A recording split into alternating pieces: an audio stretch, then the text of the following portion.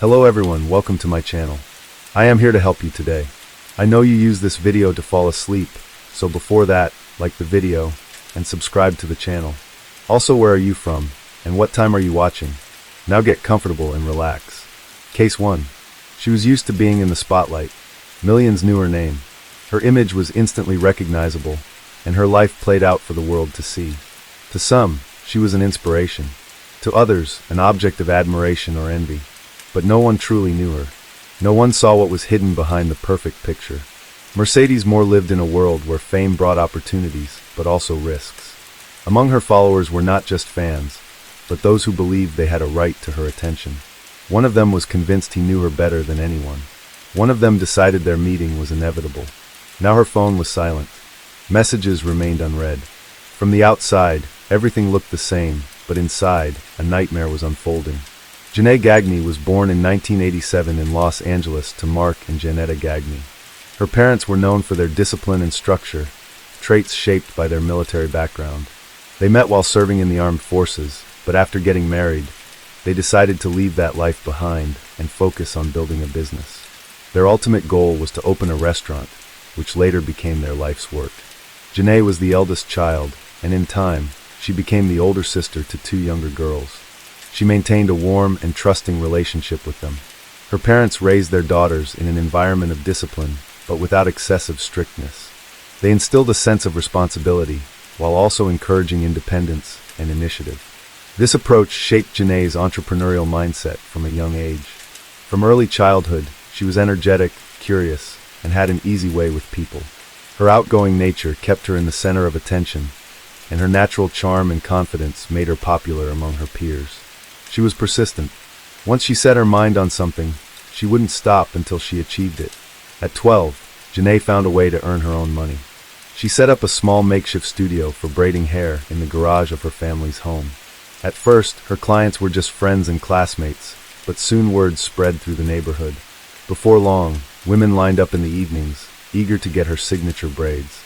This small business gave Janae her first taste of financial independence, but her carefree childhood came to an abrupt end when she turned 14. Her parents decided to separate, and the divorce was anything but smooth. Conflicts and arguments followed, leaving a lasting impact on Janae. In the end, her father moved to Texas, a decision that shook her to her core. She remained in Los Angeles with her mother and sisters, but now her life was split between two worlds. Part of her time was spent with her mother, the other with her father, regularly traveling back and forth between states. This period had a profound impact on her personality. She became more short-tempered, withdrawn, and sharp in her responses. Her school performance declined, and tensions with her mother escalated. To her parents, it seemed like typical teenage rebellion, but in reality, Janae was struggling to cope with the breakdown of her family. Over time, the strain in her relationship with her parents began to ease. As she grew older, Janae was able to accept the situation and establish a new dynamic with both her mother and father. Gradually, she regained her balance, rekindled her energetic spirit, and once again earned the respect and admiration of those around her. By the time she graduated high school, Janae was determined to be successful in life, though she hadn't yet figured out exactly how. She completed her education with solid grades and enrolled in college, planning to pursue a career in dentistry. But fate had something else in store for her. After high school, Janae entered college with the goal of becoming a dental assistant. At the time, she saw it as a stable and reliable career path that would allow her to support herself and build a secure future. However, just a few months into her studies, she realized it wasn't the right fit. The coursework felt dry and uninspiring, and the idea of working in the field long-term no longer seemed appealing. Ultimately, Janae made a difficult decision. She dropped out of college despite her parents' objections. Her choice came as a shock to them. They had hoped their eldest daughter would follow a traditional career path, securing stability and success in a conventional way. It was during this time that Janae met a young man, and their relationship progressed quickly. He suggested they move to Las Vegas, assuring her that the city offered more opportunities for them to build an independent life and achieve financial freedom. Excited by the prospect of a fresh start, she agreed. Relocating to a new city turned out to be a major challenge. Las Vegas, a place that never sleeps, was filled with possibilities, but also demanded financial security and a clear survival strategy. Without a degree or work experience, finding a reliable source of income was no easy task. Janae explored different options, but most offered low pay and grueling hours with little room for advancement. One day, through acquaintances, she learned about an opportunity to work at a nightclub. What caught her attention was the potential to earn significantly more than in traditional jobs that didn't require a college degree. Despite her initial doubts and hesitations, her difficult financial situation pushed Janae to give it a try. Her first few shifts weren't easy. She wasn't sure if this line of work suited her, and she felt uncomfortable and uncertain. However, she quickly realized that her earnings outweighed her concerns. On average, she was making around $5,000 a week, enough to cover rent, enjoy a comfortable lifestyle, and even start saving. Over time, her perspective on the industry shifted. What had initially seemed like a temporary solution gradually became an intentional career move. She started to see that working in the entertainment industry wasn't just about making money. It was also a way to build valuable connections.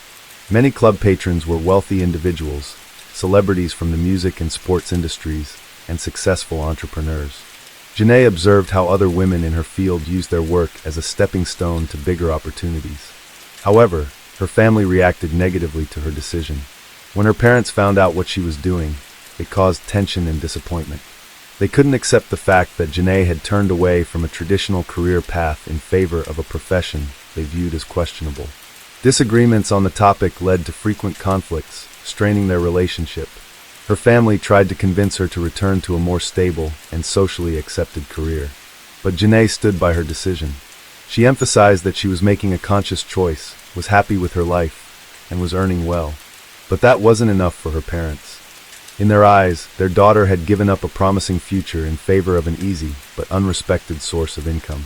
Over time, the pressure from her family lessened.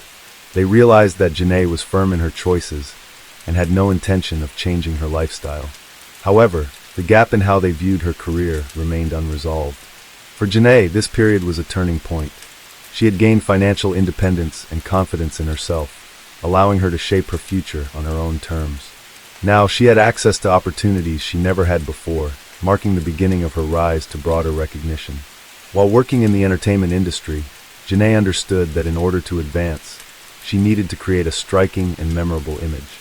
It was during this time that she came up with the stage name, Mercedes Moore. The new name had to sound bold, command attention, and set her apart from others. The experience she gained in her early nightclub jobs helped her develop a strategy for building her personal brand. She focused on working in venues that attracted a wealthier clientele, where the pay was higher and the networking opportunities were greater. Gradually, she began receiving invitations to exclusive establishments in Las Vegas. These high-end clubs were known for their elite atmosphere, often frequented by well-known public figures. Working in these exclusive venues opened new doors for Janae. She started meeting wealthy and influential people, and soon received invitations to private events. Over time, her social circle expanded to include well-known public figures. These connections helped her realize that she could use her appearance, lifestyle, and network to attract a larger audience. She saw the potential of social media as a tool for self-promotion and personal branding. Janae began actively growing her online presence, focusing primarily on Instagram, while also utilizing Snapchat and Twitter. Instagram proved to be the ideal platform for showcasing her image and lifestyle. Her popularity skyrocketed. Followers were captivated by her looks, luxurious lifestyle, and connections to celebrities. As time went on, Janae started appearing in the stories and posts of well-known personalities, further boosting her audience. Before long, her Instagram account reached 3 million followers. She had now become a recognizable figure in the influencer world. This new status allowed her to generate income through brand collaborations, sponsorships, and promotions that aligned with her image. This phase of her life marked a major transition. Janae was no longer just a woman working in the entertainment industry. She had become a media personality, someone people followed, talked about, and watched closely. As her social media fame continued to grow, Mercedes Moore started thinking about how to turn her massive following into a stable source of income. Sponsored content brought in money, but relying on platform algorithms and advertiser demands came with limitations. She wanted a way to take full control of her earnings and build a more direct connection with her audience. During this time, she took notice of OnlyFans, a platform that allowed content creators to sell exclusive material to subscribers for a monthly fee. Mercedes saw how many models and influencers were achieving financial success on the site and decided to give it a try. After setting up her account, she immediately started promoting it to her followers. Those interested in exclusive content flocked to her page, and within a short period, her subscriber count skyrocketed. In just a few months, she had thousands of paying followers and her earnings exceeded all expectations. Unlike brand deals that depended on outside companies, OnlyFans provided Janae with a stable and predictable income. She was no longer tied to late-night shifts at clubs and could work on her own terms. Financial independence allowed her to make decisions that once seemed out of reach. As her earnings grew, Janae was able to completely step away from the entertainment industry. Her primary source of income was now online. She created content, managed her social media presence, and built her personal brand. Leaving the club scene was a conscious and significant decision for her. She no longer wanted to depend on clients, rigid schedules, or the demands of a nightlife-driven career. This newfound stability also had a positive impact on her personal life. Around this time, she began a relationship with a man who was not involved in show business or the entertainment world. He preferred to stay out of the public eye, and their relationship developed away from media attention and fan speculation. Those close to Mercedes noted that she seemed calmer and more self-assured. She could now afford to live in a private, upscale community, travel freely, and pursue projects that genuinely excited her. She had plans to launch her own clothing line and expand her personal brand. On the surface, this chapter of her life appeared to be her most successful. Financial independence, personal happiness, and a thriving social media career. However, as her popularity grew, so did unforeseen dangers that she had underestimated. Among her millions of followers were not just devoted fans, but also individuals whose unhealthy obsession could lead to serious consequences. The first warning signs came when personal details started appearing in the comments under her posts. Strangers mentioned neighborhoods where she lived and listed places she frequently visited. At first, it seemed like a coincidence, but soon, things spiraled out of control. One user went as far as publicly posting her home address. This quickly became a serious problem. Soon after, messages containing threats, inappropriate requests, and persistent demands for meetings began flooding her inbox.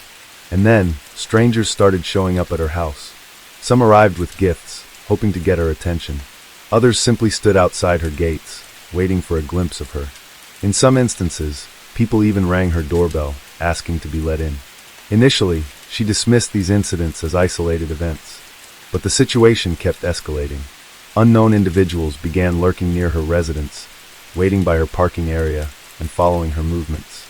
She started noticing the same cars parked nearby at different times of the day. Her lifestyle changed. She started going out less and became more cautious with her social media posts.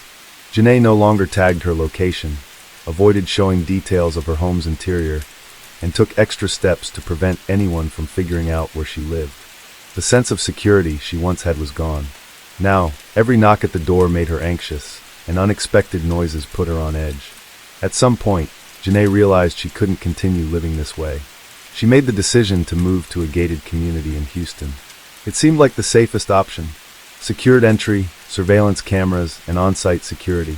Her new home was supposed to be her sanctuary, a place where no one could reach her without permission. It felt like this step would finally put an end to the unwanted attention.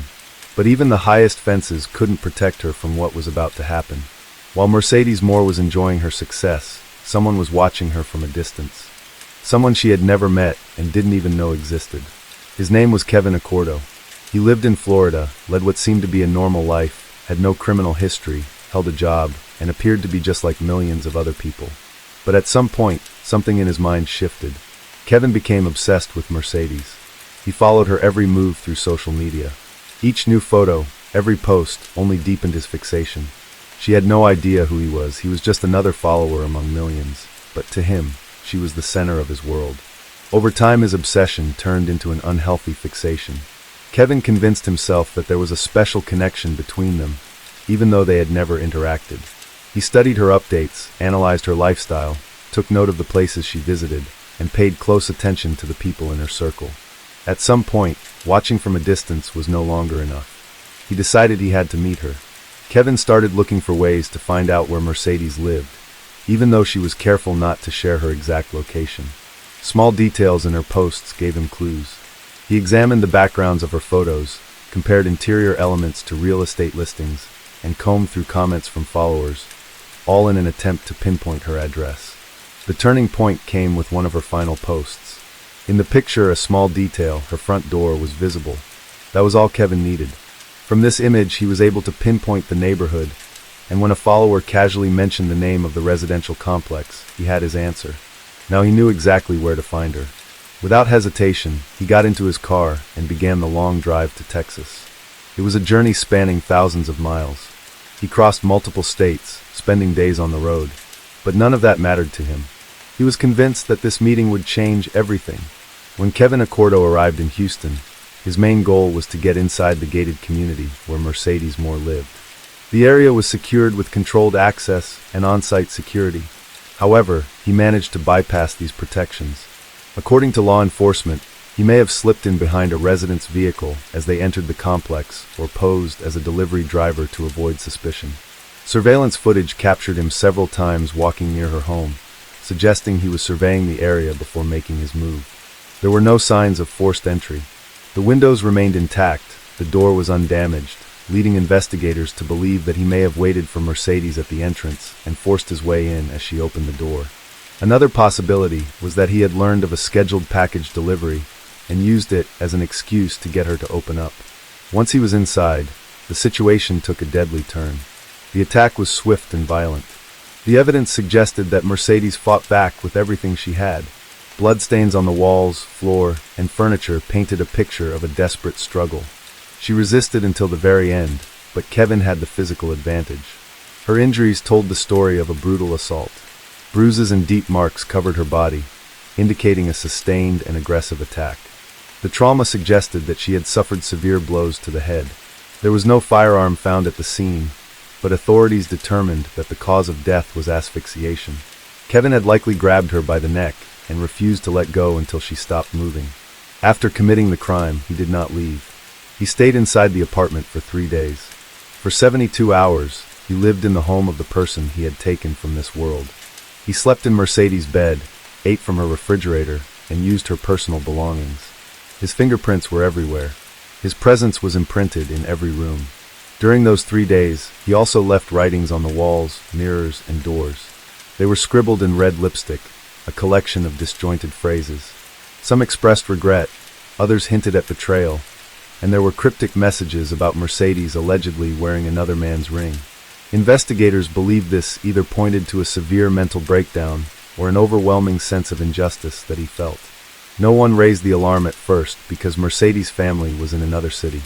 Concern only arose when she stopped responding to calls and messages. That was when her father, Mark Gagney, made the decision to check on her in person. Arriving at her home on the evening of August 29th, he immediately sensed that something was wrong. Her car was still in the garage, meaning she hadn't left the complex. He walked up to the front door, rang the doorbell, and knocked. No answer. Peering through the windows, he saw that the curtains were drawn, and there was no sign of movement inside. Mark knocked again, this time louder, another ring of the doorbell. Silence. He tried the doorknob, but the door was locked. Stepping back, he braced himself and threw his weight against it. It didn't budge at first, but on the second attempt, the lock gave way, and the door swung open. A strong, suffocating odor hit him instantly. The air inside was thick with decay. His stomach turned, but he forced himself to step inside. That's when his eyes locked onto the staircase. At the bottom, sprawled on the floor, was his daughter. Mark froze. Mercedes was lying face down, her body positioned unnaturally. Her clothing was stained with dried blood, her skin pale, her lips tinted with a bluish hue. Mark couldn't move, couldn't look away.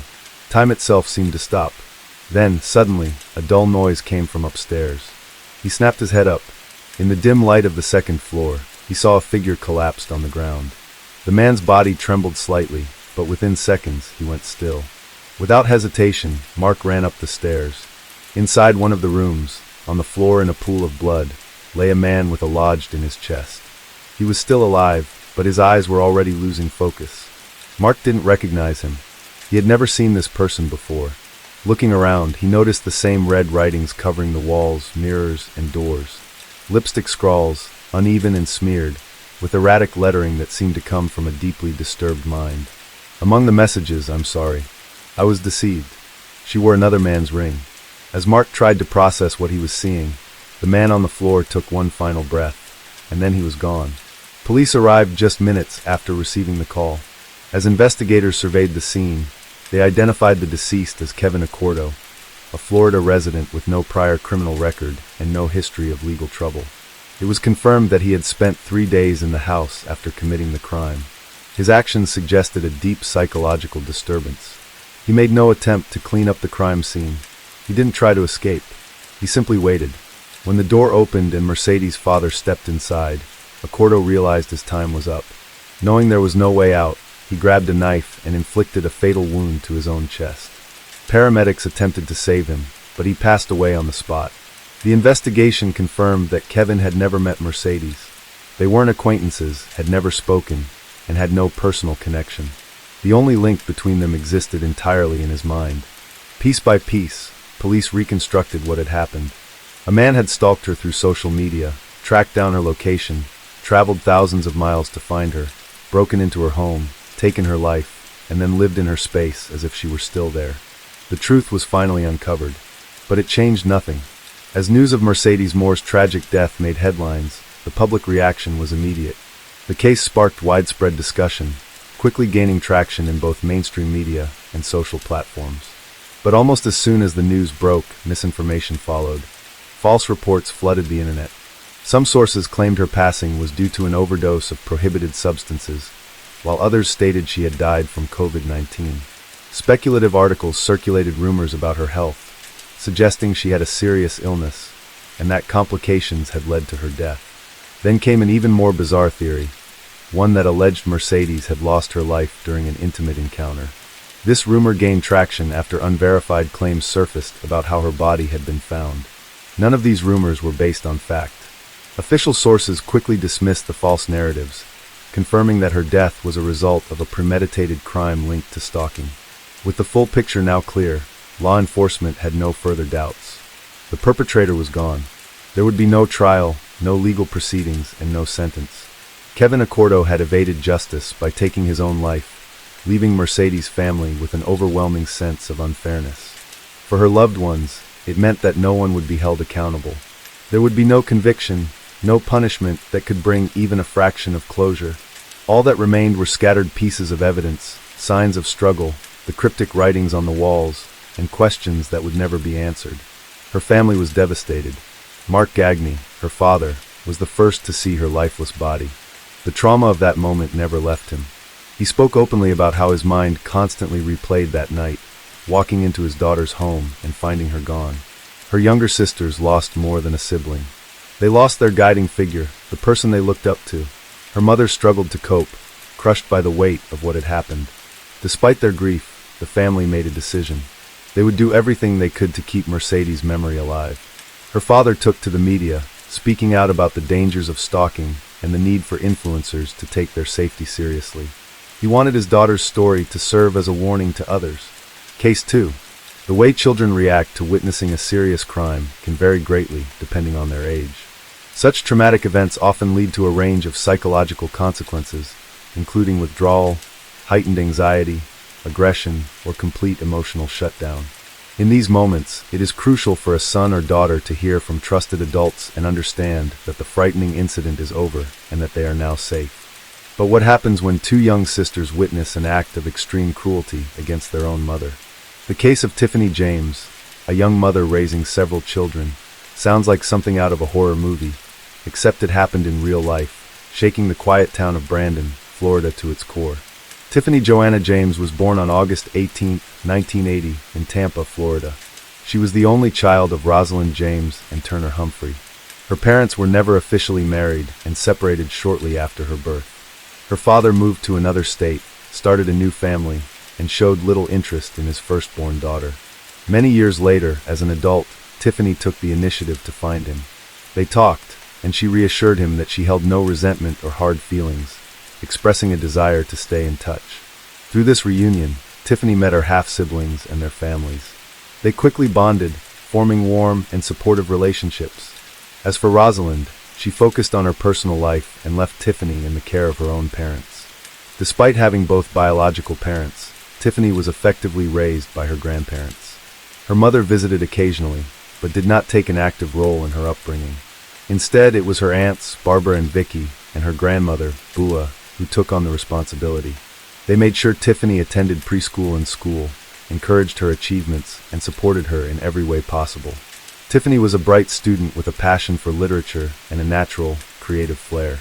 She dreamed of opening her own beauty salon one day, aiming to become the best in the industry in her city.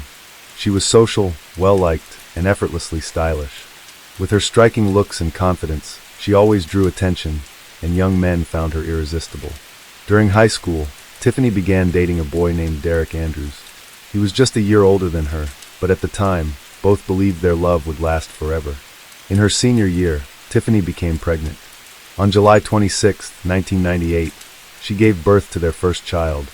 A baby boy they named Derek Jr. Her plans for college had to be put on hold as she devoted herself fully to motherhood.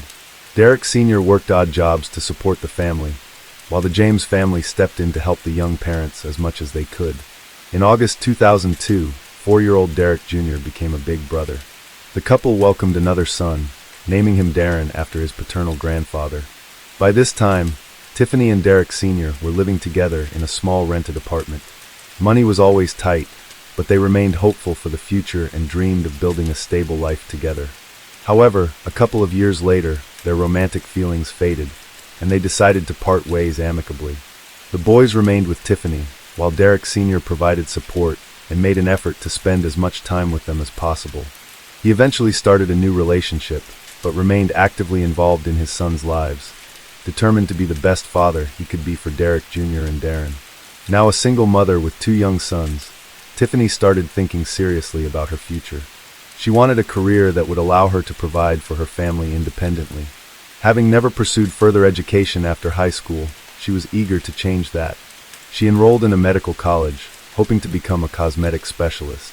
Her ultimate goal was to open her own practice, or even an entire clinic, where she could turn her passion into a successful business. While studying, Tiffany moved back into her grandparents' home, since managing both tuition and rent was too much of a financial burden. Her family also stepped in to help care for her sons whenever she was at work or in class. After completing her education, the young mother secured a job at a prestigious private clinic, working as an assistant to a well-known doctor. She was earning a steady income and steadily advancing in her career. For a while, it seemed like everything was finally falling into place. However, Tiffany deeply missed having a strong, supportive partner, someone she could rely on during tough times. In early 2007, Tiffany met a man named Daryl Williams by chance. He was 14 years older than her and already had 3 grown children from a previous relationship. Despite the significant age difference, it didn't stand in the way of their romance. If anything, Tiffany saw him as a mature and reliable man who was truly ready for a committed relationship. Their relationship progressed quickly, and before long, 27-year-old Tiffany found out she was pregnant again. The news came as a complete surprise to both of them.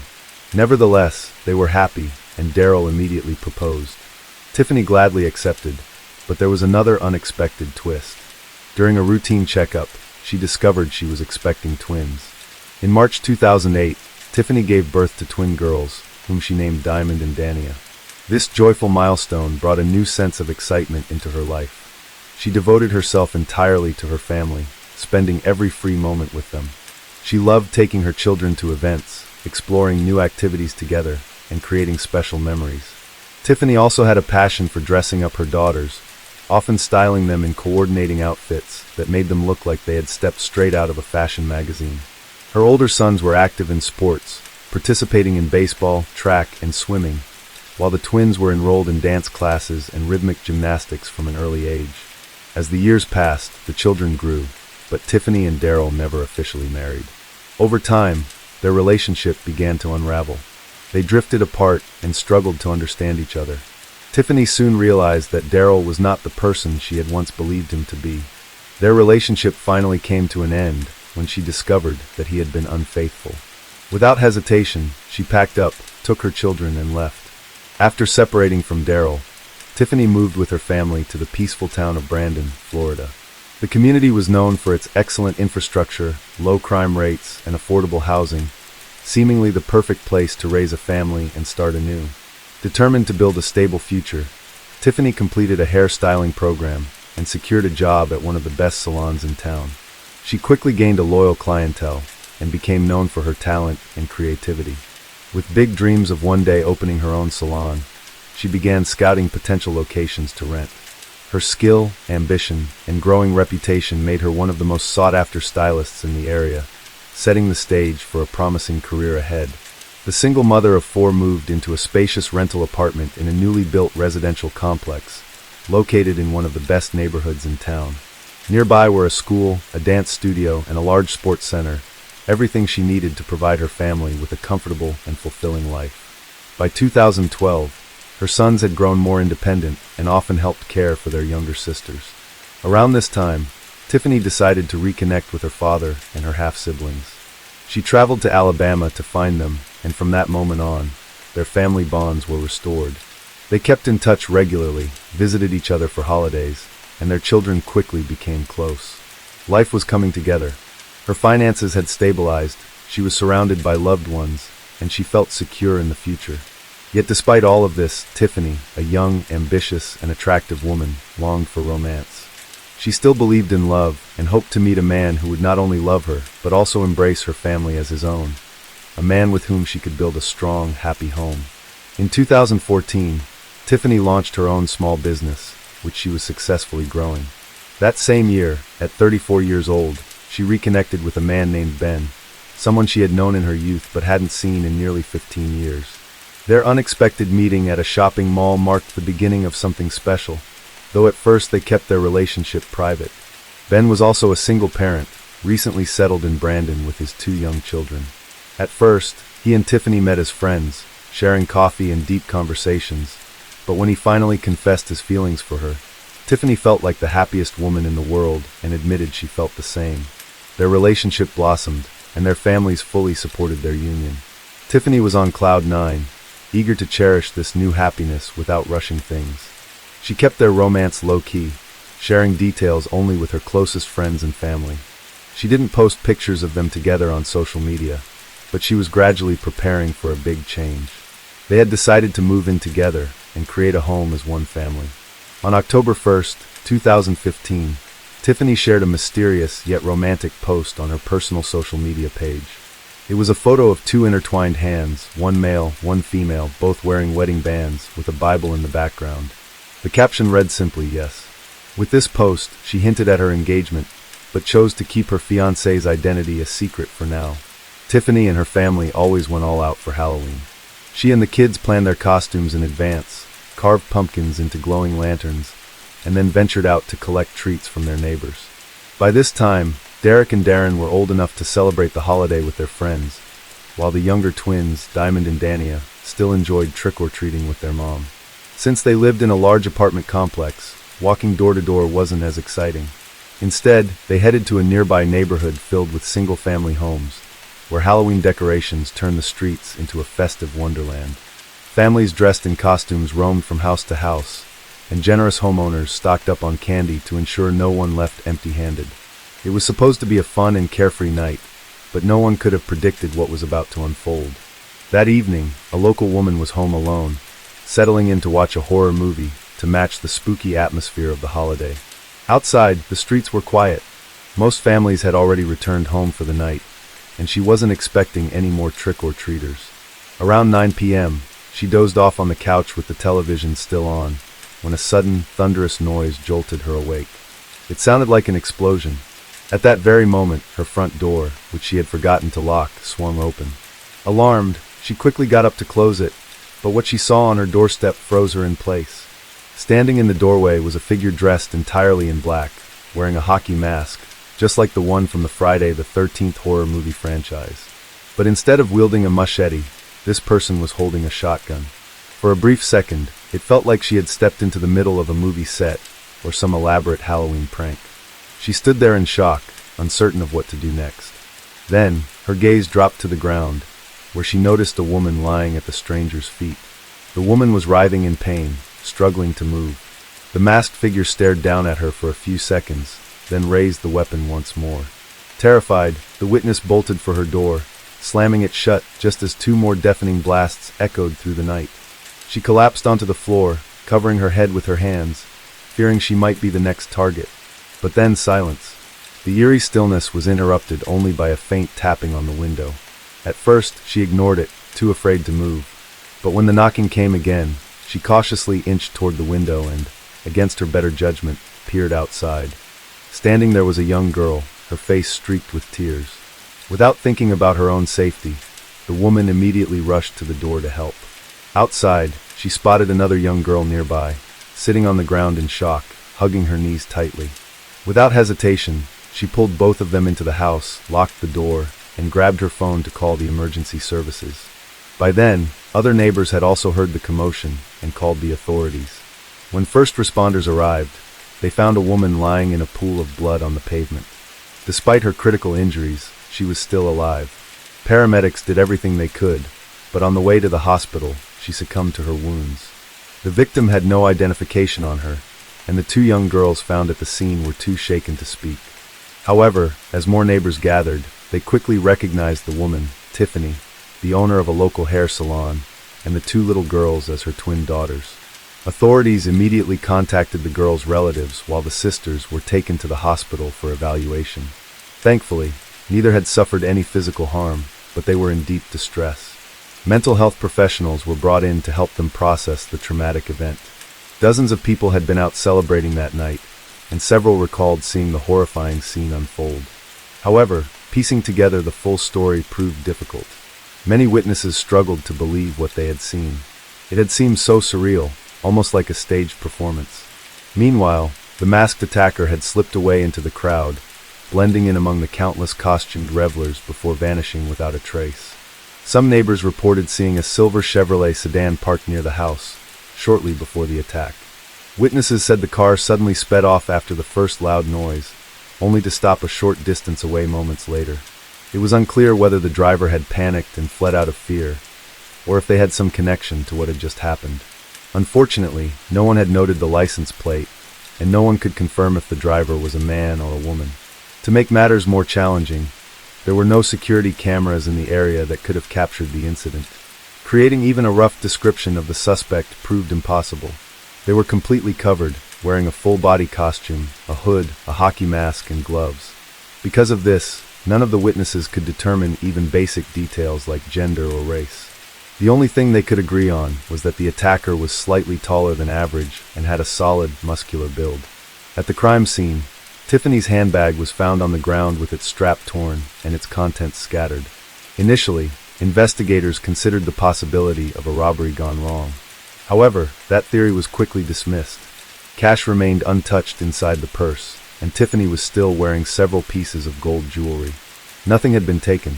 Besides, it seemed unlikely that someone would carry out such a violent act over a simple mugging, especially while wielding a shotgun. The level of aggression in the attack suggested a personal motive. But who would want to harm Tiffany, a beloved mother and well-respected member of the community? Investigators started by questioning her former partners, as well as her current boyfriend. However, Tiffany had been separated from both Derek Andrews and Daryl Williams for years, and if there had been any lingering conflicts, they had long since faded. Her current partner, Ben, was a much bigger mystery. Tiffany had kept their relationship private, sharing very little about him with friends and family. Given the secrecy surrounding their romance, detectives decided they needed to question him immediately. Officers were sent to his house around 5 a.m. the following morning. Despite the early hour, every light in Ben's house was on. He was sitting by the front door holding a shotgun. The officers ordered him to drop the weapon and raise his hands. He complied immediately, insisting he had nothing to do with what had happened.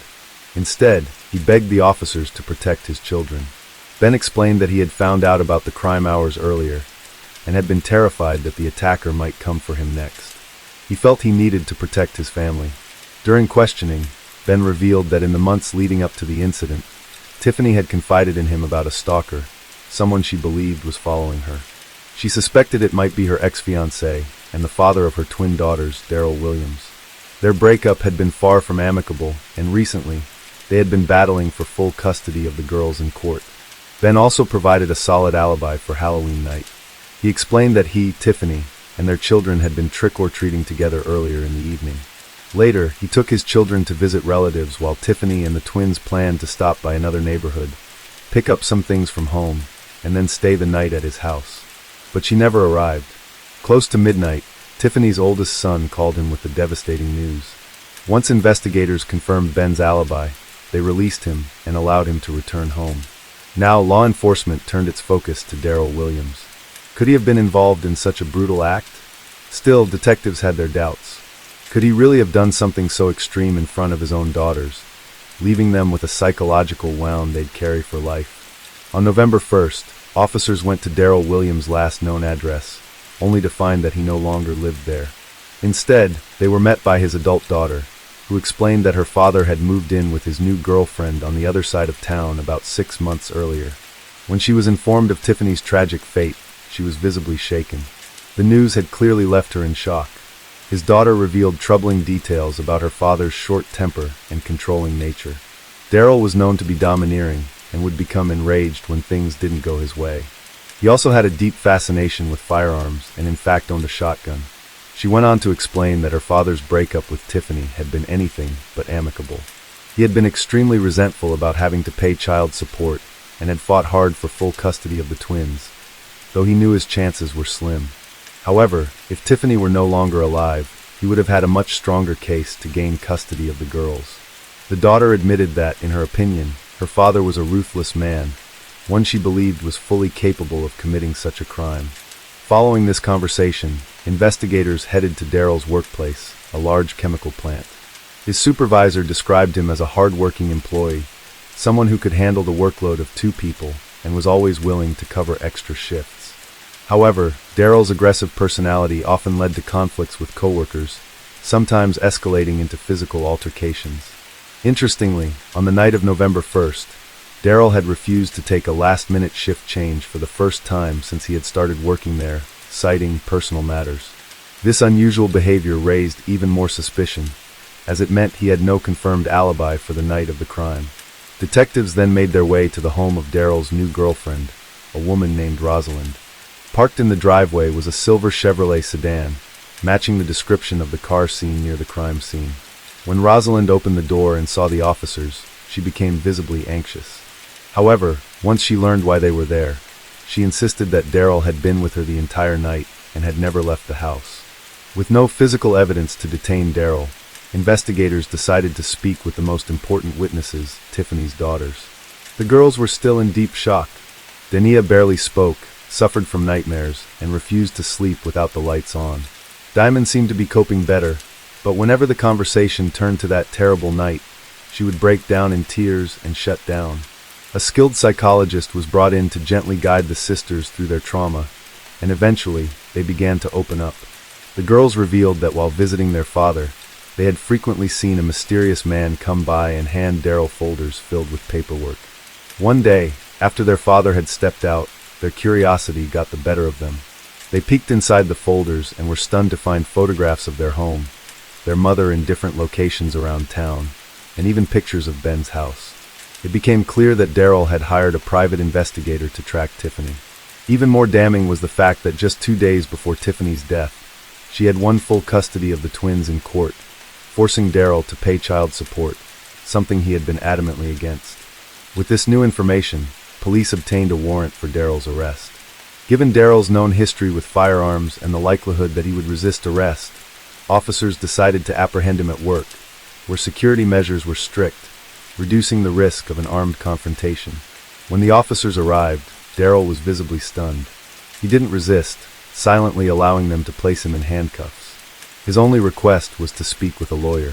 Initially, both he and Rosalind denied any involvement. However, when investigators checked their phone records, GPS data revealed that both had been near the crime scene that night. The first to break was Rosalind. In exchange for a reduced sentence, she agreed to testify against Daryl. According to her, she hadn't known exactly what he planned to do. She had simply driven him to the location and waited in the car. When the first loud noise rang out, Rosalind panicked and hit the gas, but after a few seconds she slowed down. allowing Daryl to jump into the car before they sped away. She insisted that the only reason she later gave him an alibi was because she feared for her own life. Daryl Williams was charged with first-degree homicide, a crime that carried the possibility of the death penalty. Desperate to avoid the harshest sentence, he did everything he could to shift the blame. When he learned that Rosalind had testified against him, he tried to turn the tables, claiming that she had been having an affair with his adult son, and that the two of them had conspired behind his back to frame him. In other words, he was willing to accuse his own son of a serious crime just to save himself. Fortunately, investigators quickly debunked his story. A thorough review of evidence confirmed that his son had absolutely no involvement in the events of that night. With no other options left, Daryl eventually agreed to a plea deal to avoid the death penalty. In April 2017, at the age of 49, he was found guilty and sentenced to 50 years in prison. He would not be eligible for parole for at least 25 years. Makes a difference. Case 3. Human life is a precious gift, something that can never be bought or restored. Unfortunately, the true weight of this realization often comes with age. Yet some people see life as something they can put a price on, taking it without hesitation in pursuit of quick and reckless gain. The story of a young girl named Sofia Martinez sent shockwaves through the quiet city of El Paso, and soon after, the entire nation. She went to a party and then vanished without a trace. Later, the horrifying truth would leave everyone in disbelief. Sofia Maria Martinez was born on November 14, 1981, in El Paso, Texas. She was the family of Juan and Lourdes Martinez. Her parents had immigrated to the United States from Mexico in the late 1970s, searching for a better life. They worked multiple jobs to provide their daughters with everything they needed. Sofia was raised alongside her two sisters, older sister Dulcinea and younger sister Marianne. The girls were always close, forming a strong bond from an early age. When Sofia turned 12, tensions in the family became apparent, and in 1995, her parents divorced. The sisters stayed with their mother, who later remarried a successful man named Iladio Lucio, and had 2 sons with him. One also started a new family shortly after, and over time, his contact with his daughters from his first marriage became less frequent. Sofia never held resentment toward her father, and she formed a wonderful relationship with her stepfather. She grew up to be kind, outgoing, and compassionate, often helping her mother with the younger children and becoming a true support system for them. She shared a deep bond with her younger sister, and they were best friends. At 15, Martinez started working part-time as a sales associate at a local mall, saving up a considerable amount of money over the years. She had always dreamed of owning a car, specifically a bright red sports Pontiac. Her mother and stepfather knew about her dream, so when she turned 18, they gifted her the remaining amount she needed to buy it. In November 1999, Sofia finally drove her brand new car off the dealership lot, a car she had admired for so long. She took great care of it, keeping both the interior and exterior spotless and driving cautiously. The car was her pride, and she never let anyone else drive it.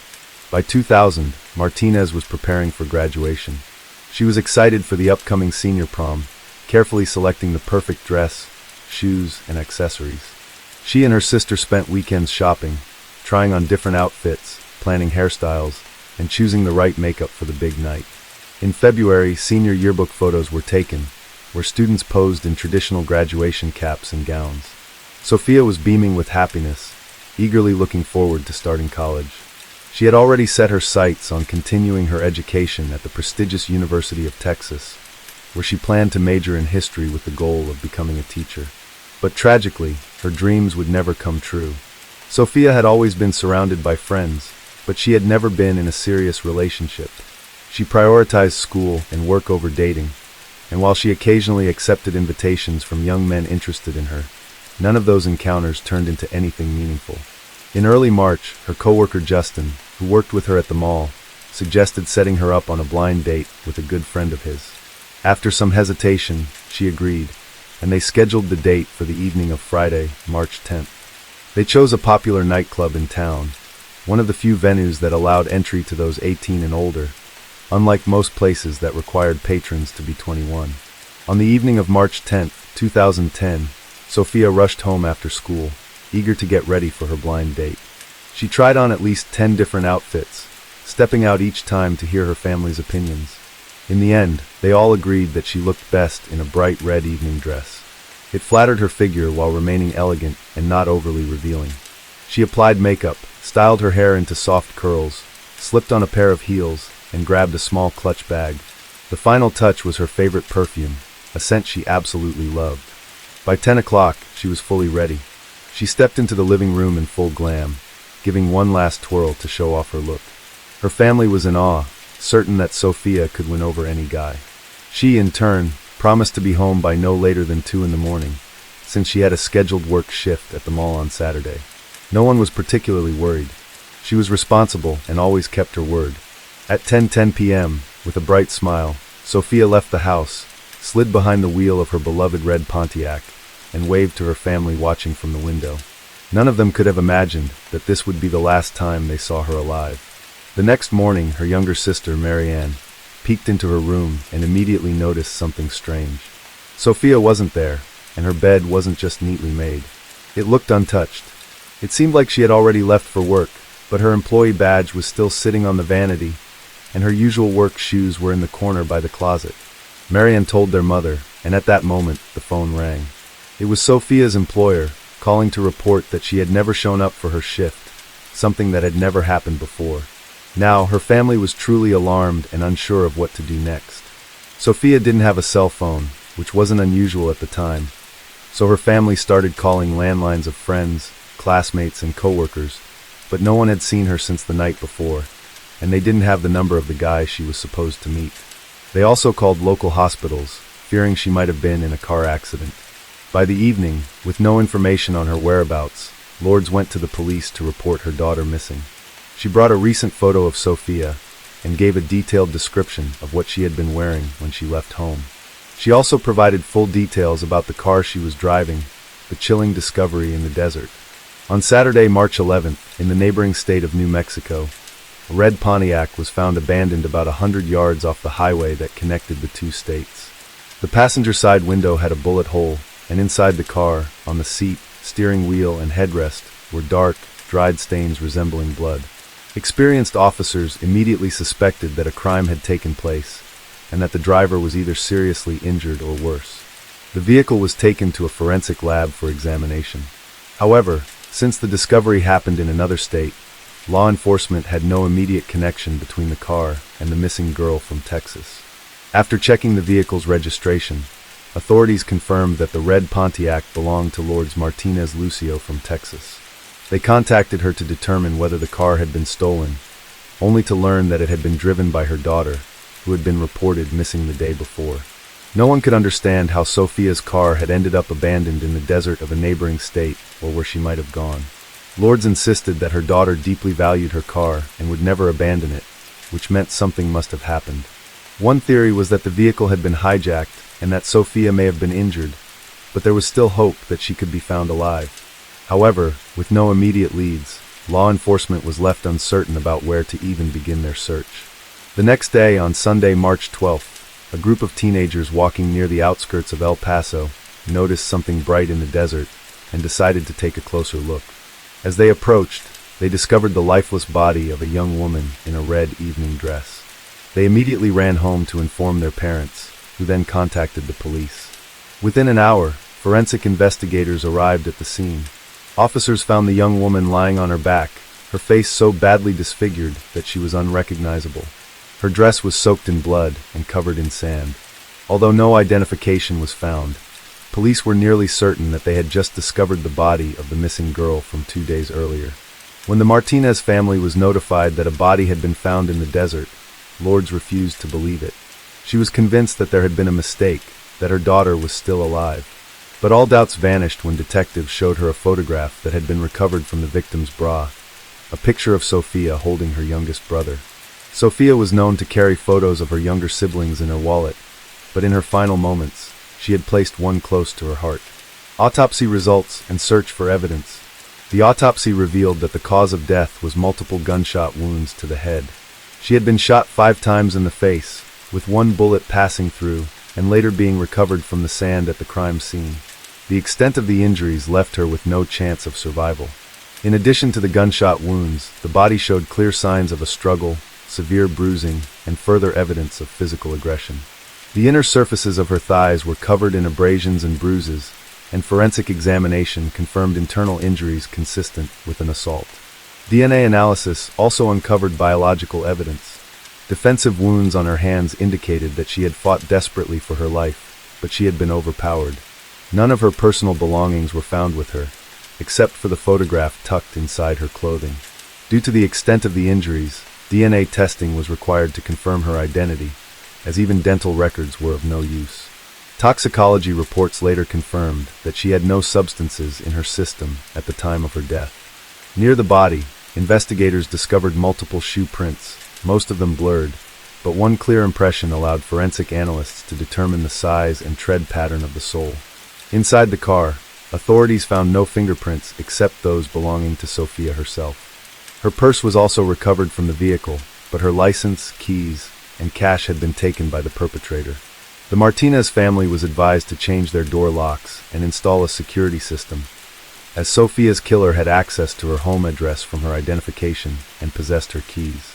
Her loved ones followed the recommendations, but they lived in fear, knowing that the person responsible for her death could still be out there and might target someone else. DNA samples obtained from the biological evidence left behind by the attacker were uploaded into the National Criminal Database, but no matches were found. This suggested that the perpetrator had no prior record, making the investigation even more challenging. Authorities also considered the possibility that the suspect was a transient offender, someone who had illegally crossed the border from Mexico, committed the crime, and then fled back, making it even harder to track him down. The first suspects and a crucial lead when investigators learned that Sophia had gone on a blind date the night she disappeared. Arranged by a coworker, they immediately sought to question both men involved. Since her family didn't have their contact information, officers went to her workplace at the mall. Justin, the coworker who had set up the date, was on shift that day and agreed to go to the station for questioning. The second man, Marcus, was also brought in for an interview. He explained that he agreed to meet Sophia at the club, but that she never showed up. The two men had waited for her until around midnight before leaving. Justin only found out that Sophia had gone missing the next day when she didn't show up for work. Both men willingly took polygraph tests to verify their statements, provided DNA samples, and handed over the shoes they had worn that night. The results showed no connection to the crime. Their alibis were solid, as dozens of people had seen them at the club. During a more thorough inspection of Sophia's car, officers found a crumpled ATM receipt that had fallen under the driver's seat. The timestamp showed that at 10:23 p.m., she had withdrawn $20 from an ATM just a few blocks from her home. This became a significant lead because the area had surveillance cameras at the ATM and on surrounding buildings. The final moments caught on camera. Investigators reviewed footage from all available cameras, and what they saw was shocking. The crime had been captured from multiple angles, allowing authorities to piece together what had happened. At 10:22 p.m., a red Pontiac pulled up to the ATM. The driver's side window rolled down, and a young woman withdrew $20 from her account. The footage clearly showed that she was alone in the car. After taking the cash, Sophia lingered for a moment, using her compact mirror to touch up her lipstick. At that moment, a figure dressed entirely in black with a hood pulled over his head crept up behind the car. Sophia didn't notice him until he was already at her window. Without hesitation, he pulled out a firearm and shot her in the head. But he hadn't intended to end her life, only to wound and intimidate her. The bullet grazed her cheek, clipped her nose, and exited through the passenger side window. A moment later, the injured Sophia, holding a tissue to her bleeding face, withdrew an additional $200 from her account. The car then began to pull away from the ATM, with the assailant now inside, holding the weapon to the back of her head. Within seconds, the vehicle disappeared from the camera's view, and what happened next remained unknown. It's important to remember that this occurred in the early 2000s, when surveillance camera quality was far from what it is today. The footage was grainy and lacked detail, making it impossible to create a composite sketch of the suspect. All that could be determined was that the attacker was a white male of average height and slim build, possibly with facial hair. This information, along with clips of the attack, was broadcast on local television, warning residents of the danger and asking anyone who recognized the suspect to come forward. A long and frustrating investigation. Following the news segment, police received dozens of calls, but none provided any useful leads. As time passed, the investigation stalled, no new evidence emerged, and authorities were left with more questions than answers. At the end of March, a man contacted the police, stating that he had found a driver's license near the location where Sophia's body had been discovered 2 weeks earlier. The document belonged to a local woman, and authorities feared she might have met the same fate. However, upon reaching out to her, they found that she was safe and unharmed. When officers arrived at her home, she explained that her purse had been stolen earlier that month at a shopping mall, the same mall where Sophia had worked. Investigators speculated that the perpetrator might have been stalking potential victims before attacking, and shared this information with the media to warn other women. However, the very next day, a young man turned himself in, admitting that he was the one who had stolen the purse. After seeing the news report, he panicked, fearing that police would connect him to a crime he hadn't committed. He voluntarily provided a DNA sample and was ruled out as a suspect in Sophia's case. By July 2000, the investigation had reached a standstill. In an effort to generate new leads, authorities offered a $10,000 reward for any information leading to the killer's capture. Soon after, the Martinez family launched a fundraising campaign to increase the amount. Their efforts were supported not only by friends and concerned citizens, but also by local organizations. By August, the reward had grown to $55,000. Despite these efforts, 6 months had passed since the tragedy, and no new leads had emerged. Even a feature on America's Most Wanted failed to produce any significant breakthroughs, a sudden twist, and the first real lead. On September 30th, 2000, a young woman called the police, claiming she knew who had taken Sophia's life and was willing to provide details in exchange for the reward money. While false tipsters seeking financial gain had come forward before, this time the witness claimed to have physical evidence. The caller was Heather Napawaski, a 20-year-old mother of 2. According to her, the crime had been committed by her boyfriend, Michael Jacques, and their mutual friend, William Berkeley. As proof, she handed over a severely burned driver's license belonging to Sophia Martinez. Heather stated that she had been too afraid to speak out earlier, fearing retaliation, but with Michael recently incarcerated and no way to support her children, she had decided to come forward, both to help the investigation and to secure the reward. Heather told detectives that in early March she had been hospitalized due to kidney complications. At the time, William was temporarily staying with her and Michael. All three were unemployed and struggling financially. On March 10th, William visited the hospital and pulled Michael aside for a private conversation. Heather overheard parts of their discussion and realized they were planning something illegal, but she assumed it was related to selling prohibited substances, which they had been involved in before. She didn't question them further. Shortly after, both men left, taking a box of latex gloves from a medical supply cabinet. Later that night, around 11 p.m., Michael returned to Heather's hospital room and told her they had managed to get some money. According to Jacques, he had hidden near an ATM and signaled to William when a lone driver pulled up. Once the money was withdrawn, William allegedly approached the vehicle, threatened the driver with a firearm, took the cash, and ordered them to step out of the car. He then got behind the wheel and drove off. Even at this point, detectives knew this version of events didn't align with the actual crime, but for now they let Heather continue her story.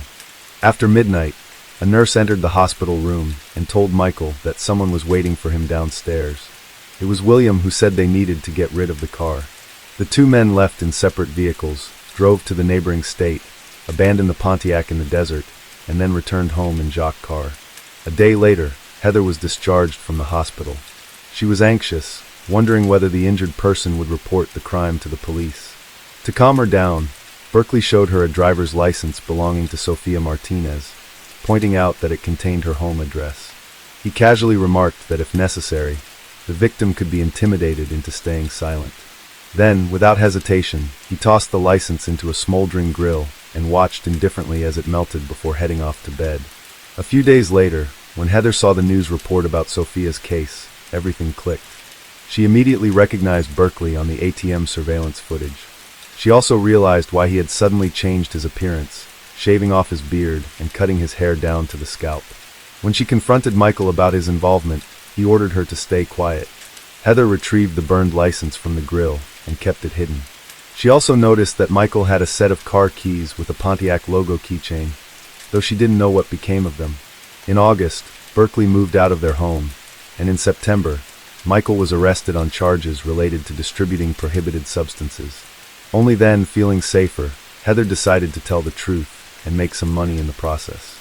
Following Heather's statement, investigators immediately brought in 23-year-old Michael Jacques for questioning. Surprisingly, he didn't deny involvement and agreed to share his side of the story. According to him, he had nothing to do with Sophia's death, but admitted to helping his friend cover up the crime. Michael stated that both he and William were desperate for cash and decided to rob someone at an ATM.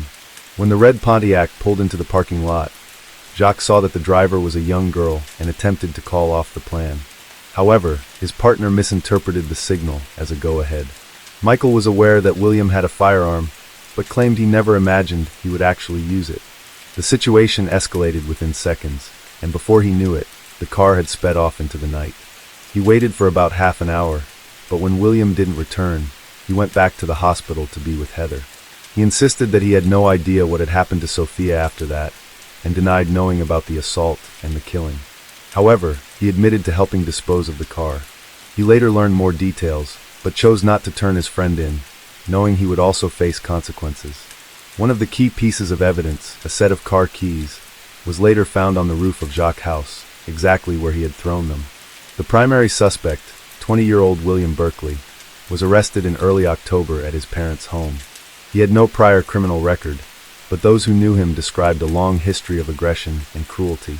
Since his school years, he had physically attacked classmates, former girlfriends, and even his own mother, yet none of them had ever filed a police report. At the same time, he was exceptionally talented, creating artwork that had even been displayed in galleries. During his initial interrogation, Berkeley avoided details but admitted to robbing Sophia, claiming he needed money.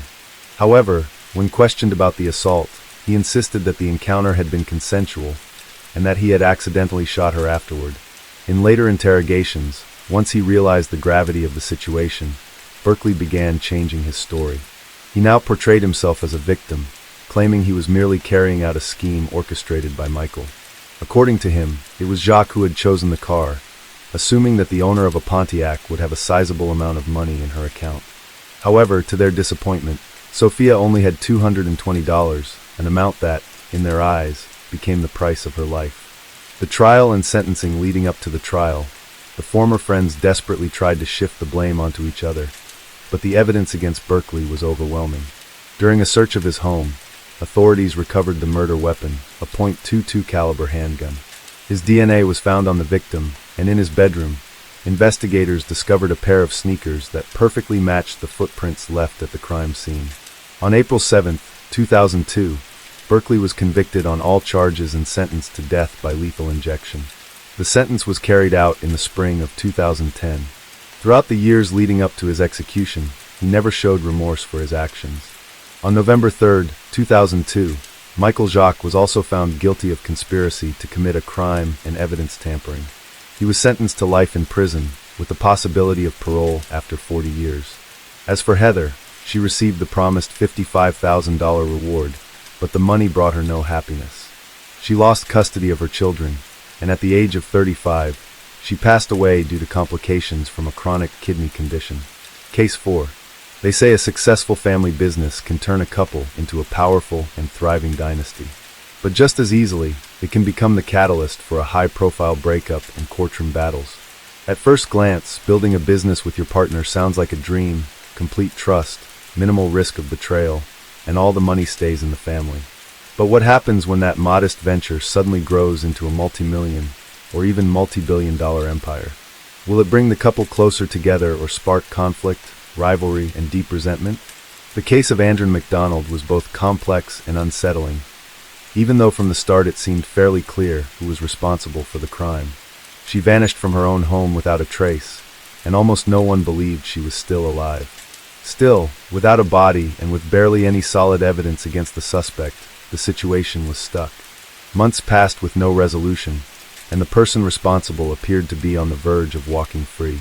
Then, just when hope was nearly lost, a local rancher made a chilling discovery that changed everything.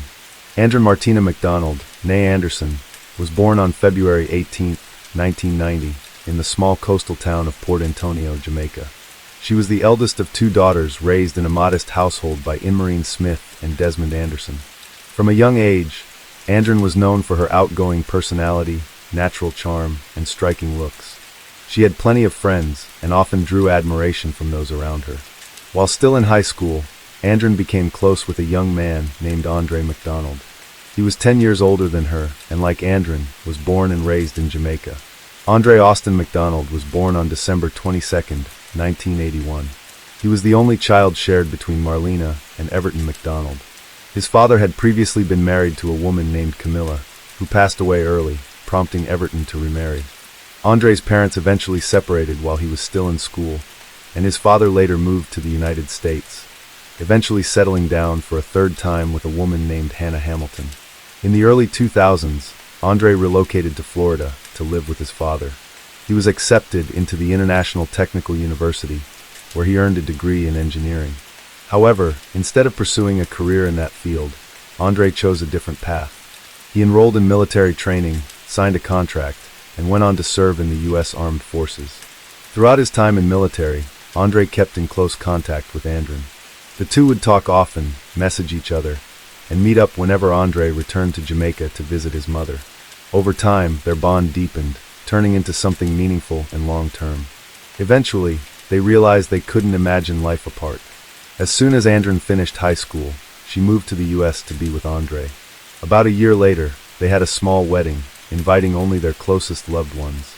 Shortly after tying the knot, Andre received new orders and was transferred from sunny Florida to Lackland Air Force Base in San Antonio, Texas. Andren wasted no time building her future. She enrolled at the University of Texas, earning a degree in economics.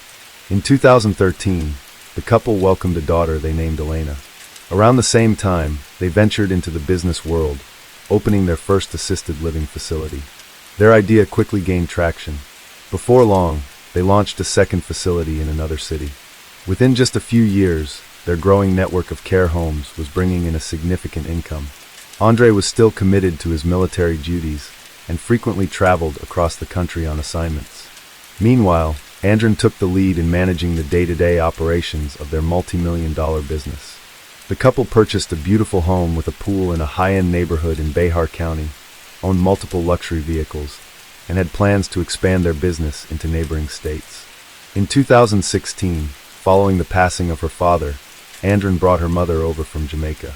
Her mom moved into the couple's home, helping around the house and looking after Elena when both parents were busy. A few years later, the couple purchased her a small but comfortable house nearby, along with a personal vehicle as a gift. By early 2019, 37-year-old Andre, who held the rank of major in the U.S. Air Force, decided to transition into the reserves. He wanted to remain in San Antonio, spend more time with his family, and take a more active role in their growing business to ease the workload on Andren. Their enterprise was booming. Their network of assisted living facilities had expanded across the state and was valued at close to $1 billion. From the outside, the MacDonalds appeared to have it all. They were successful, wealthy, raising their bright and beloved daughter and managing a thriving business. But behind the curtain of prosperity, tensions had been building, problems that most people had no idea about. On Friday, March 1st, 2019, 29-year-old Andren didn't show up to work. Her phone was off, was extremely out of character. Her assistant and best friend, Caroline Goner, quickly became concerned. After several failed attempts to reach Andren, Caroline and two other co-workers decided to go to the MacDonald residence to make sure everything was okay. Caroline knocked on the door for a long time, but no one answered. Refusing to leave without answers, she decided to walk around the house to check the property. That's when she spotted something alarming in the backyard, a burnt area with a zipper partially visible in the ashes. It looked like someone had been burning clothes, but who would do that? And why?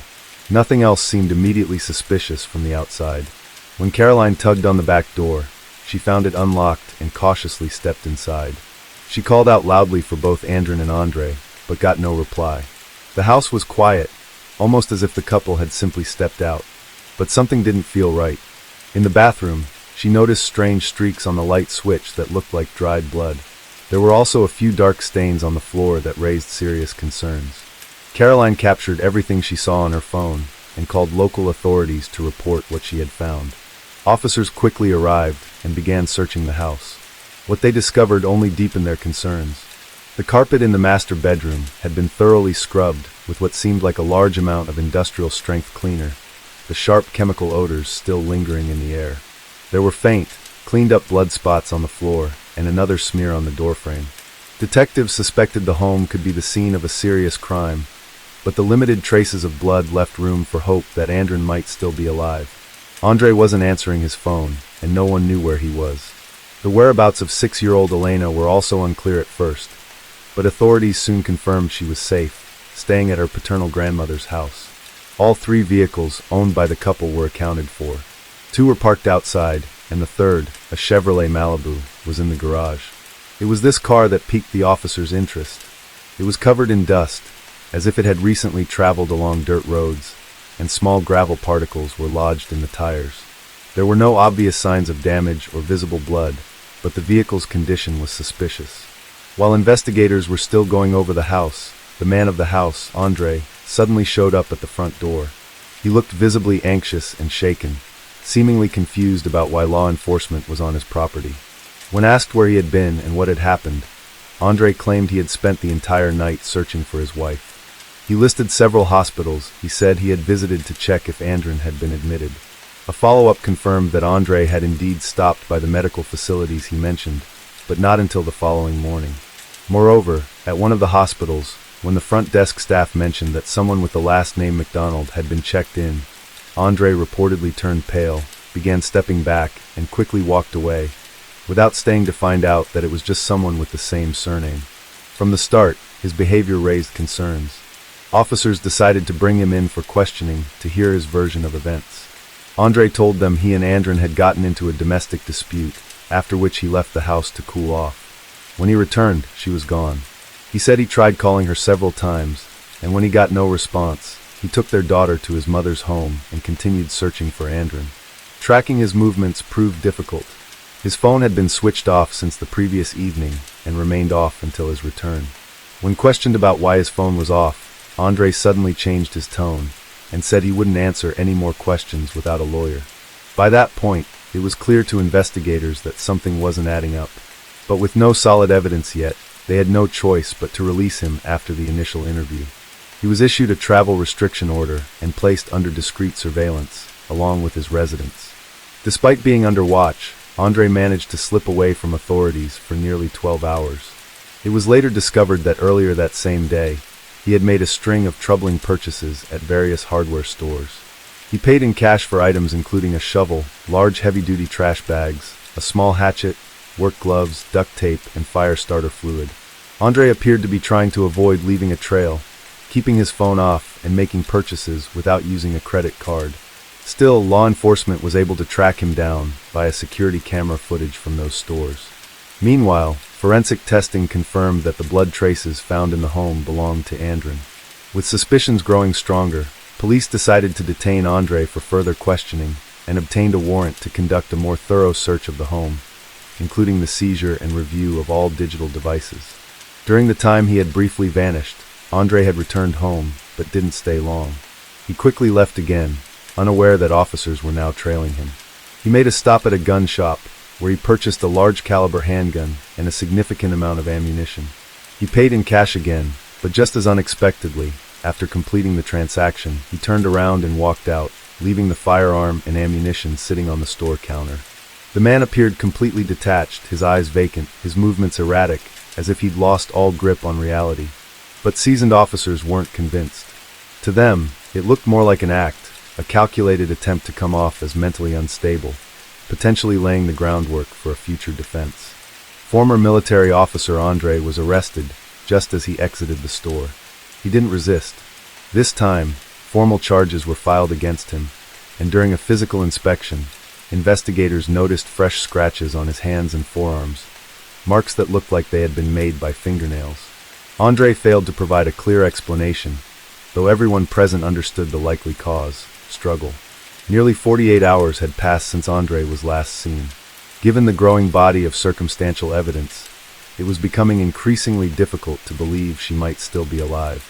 A massive search effort was launched, involving law enforcement, volunteers, and hundreds of concerned citizens. Teams combed through the surrounding areas in and around San Antonio, focusing especially on the rural regions of Bexar County, hoping to find anything that could help move the case forward. Unfortunately, nothing useful turned up, not in the fields, not in the wooded areas, and not in the urban zones.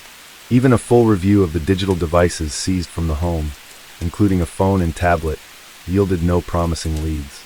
But when investigators conducted a second, more detailed search of the vehicles and garage, the case took a dramatic turn. First, they found newly purchased tools and supplies that matched items Andre had bought at various hardware stores. Then, inside the trunk of a Porsche Macan, Andre's car, they discovered an old hammer wrapped in plastic.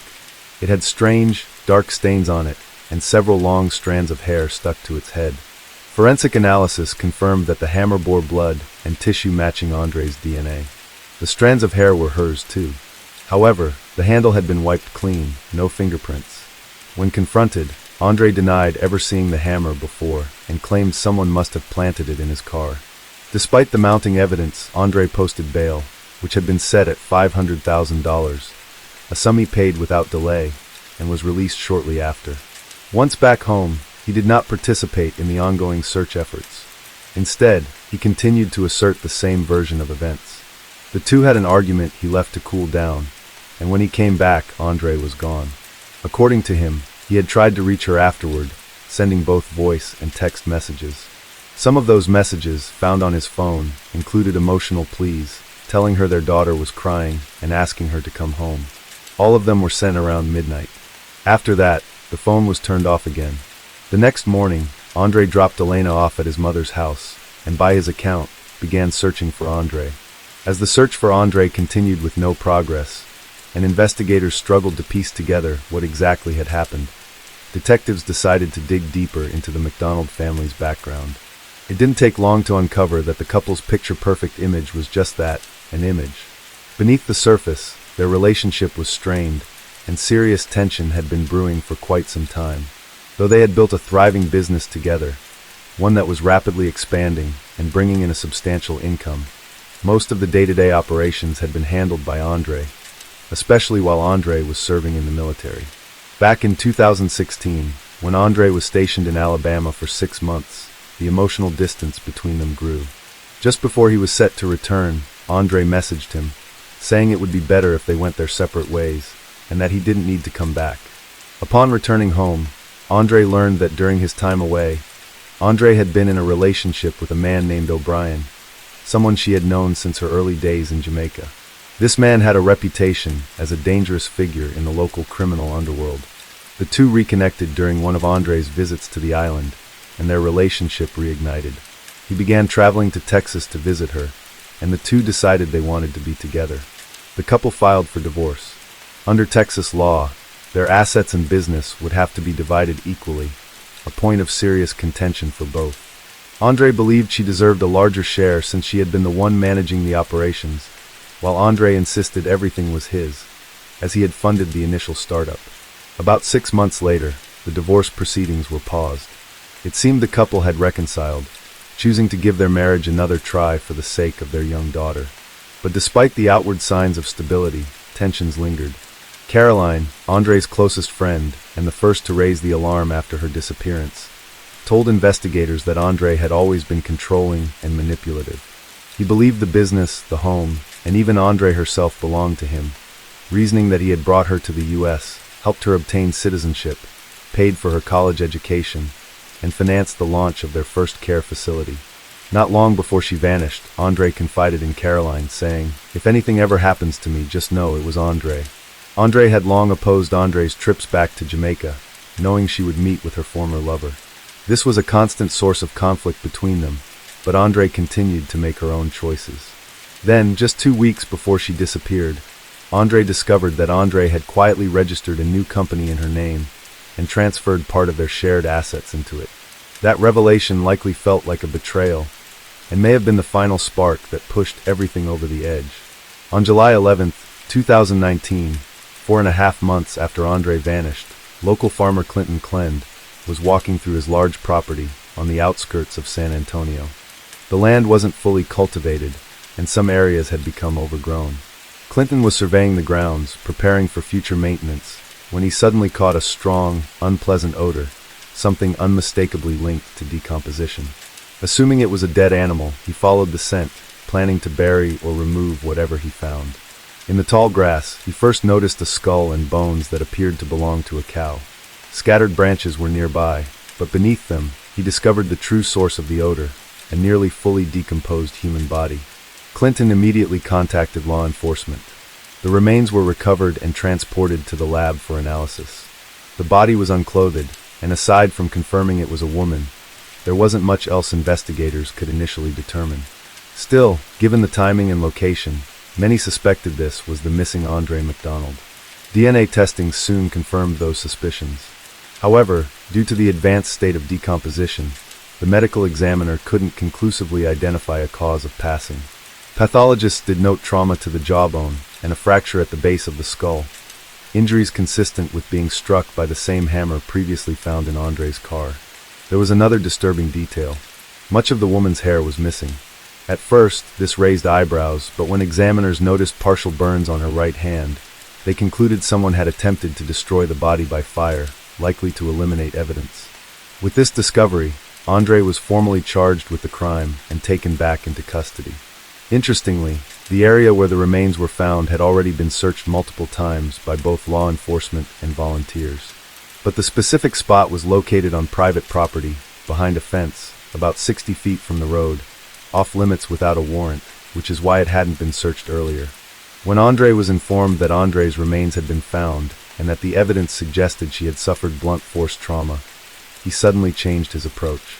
He told investigators he was ready to tell the full story, in exchange for a lighter sentence. After consulting with his attorney, Andre presented a new narrative, portraying himself as a victim of circumstances. He spoke of his wife's infidelity, her efforts to take over their business and run it with her new partner, and most importantly, his fear that she would take their daughter away from him in the event of a divorce. According to Andre had recently brought up the idea of ending their marriage again, and had allegedly threatened to leave him with nothing and take Elena with her. That evening, they had a heated argument. He claimed that Andre became aggressive and started hitting him, forcing him to defend himself. During the struggle, he said she sustained a minor cut. Andre admitted to pushing her, saying she fell, and that he then kicked her multiple times and stepped on her chest to prevent her from getting back up. At that moment, Andre heard footsteps in the hallway and the voice of his daughter Elena calling out for her mom.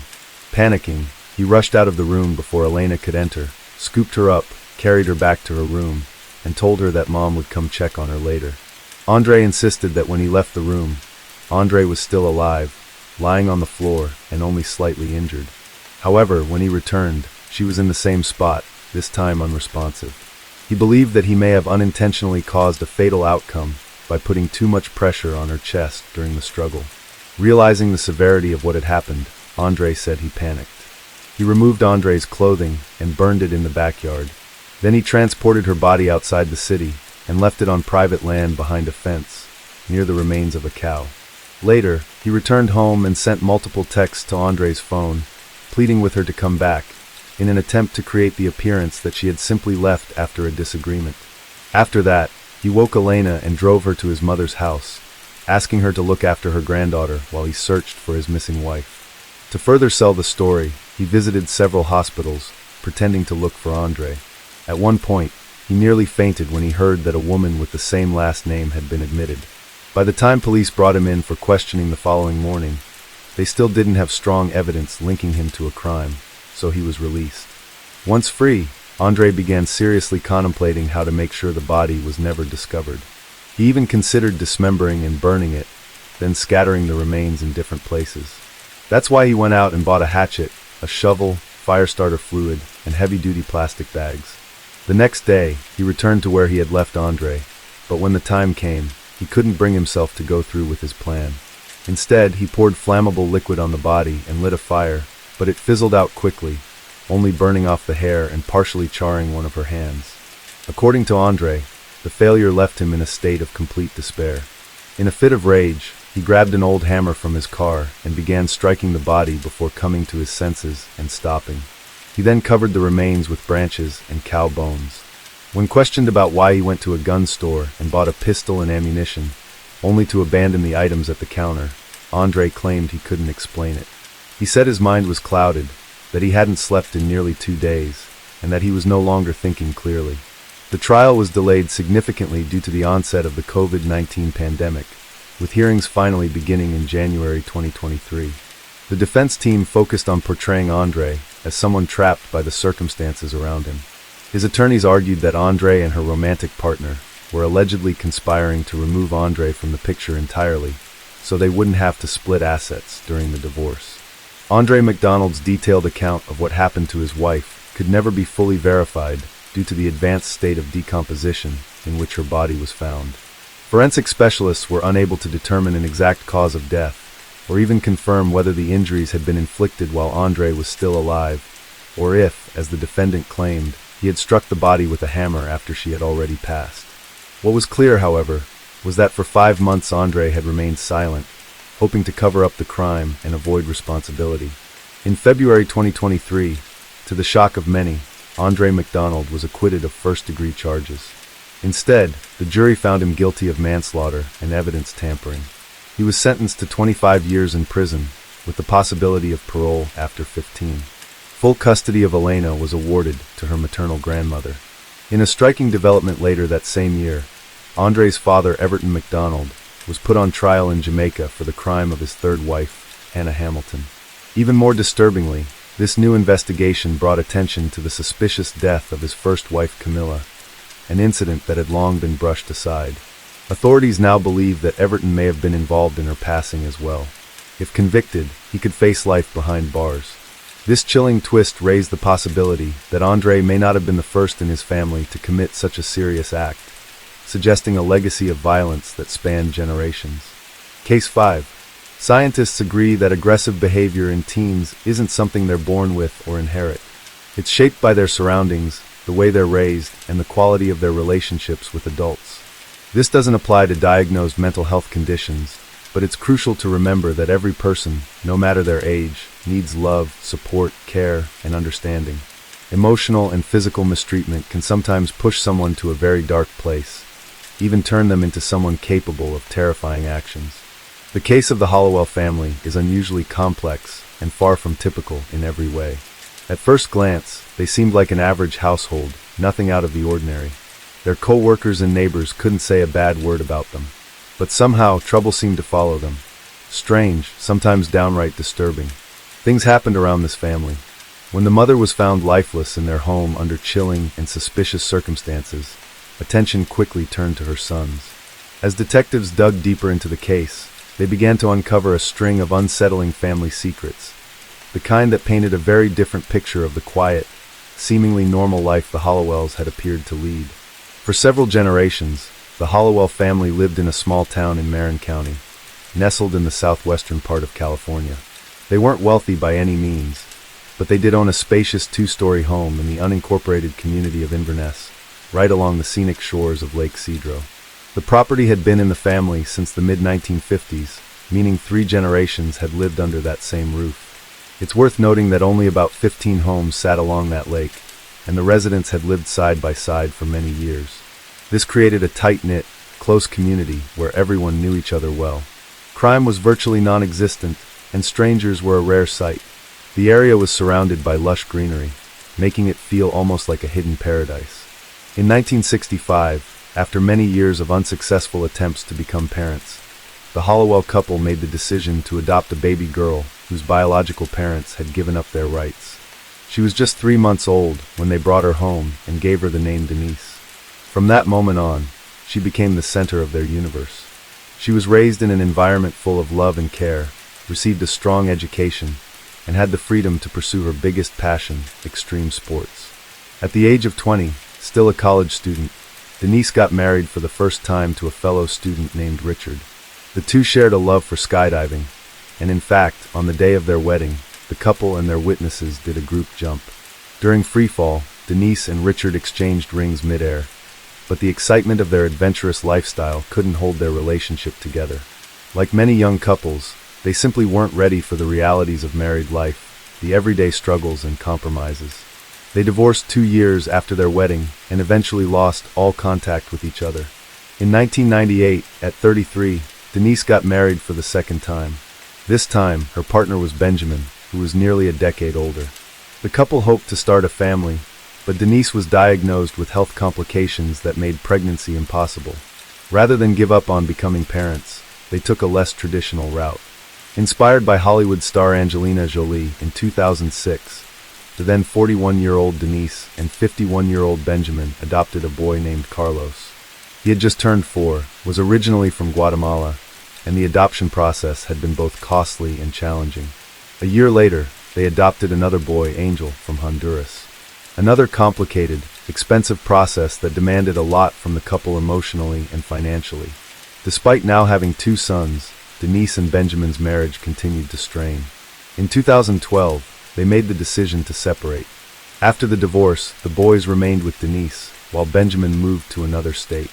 He never stayed in touch and showed no further interest in the boys' lives.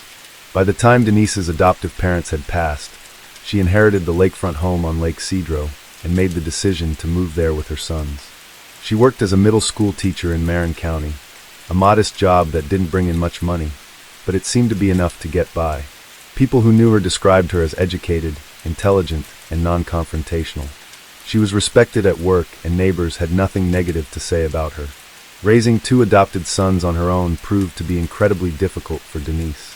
Without a father figure in the picture, the boys began to spiral, and she struggled to keep them in line. Angel, in particular, caused the most concern. Even in elementary school, he refused to follow rules or listen to authority. He often had explosive outbursts and episodes of intense aggression. This wasn't typical mischief or rebellion.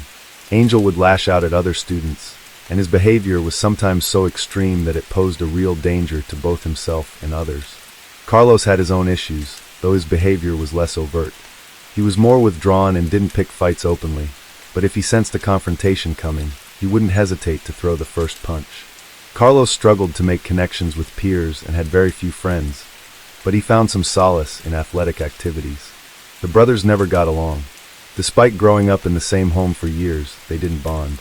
In fact, they were openly hostile toward each other. Their fights were brutal and frequent, and it was clear they harbored deep resentment. Still, Denise didn't seem to view this as a serious problem. She never sought outside help or involved any professionals. By the time Angel was around 9 or 10 years old, things had taken a turn for the worse. He began skipping school regularly, and teachers reported repeated incidents of aggression. He also started stealing.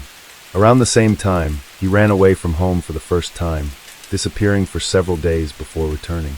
After that, it became a pattern. He would vanish for days at a time and stopped attending school altogether.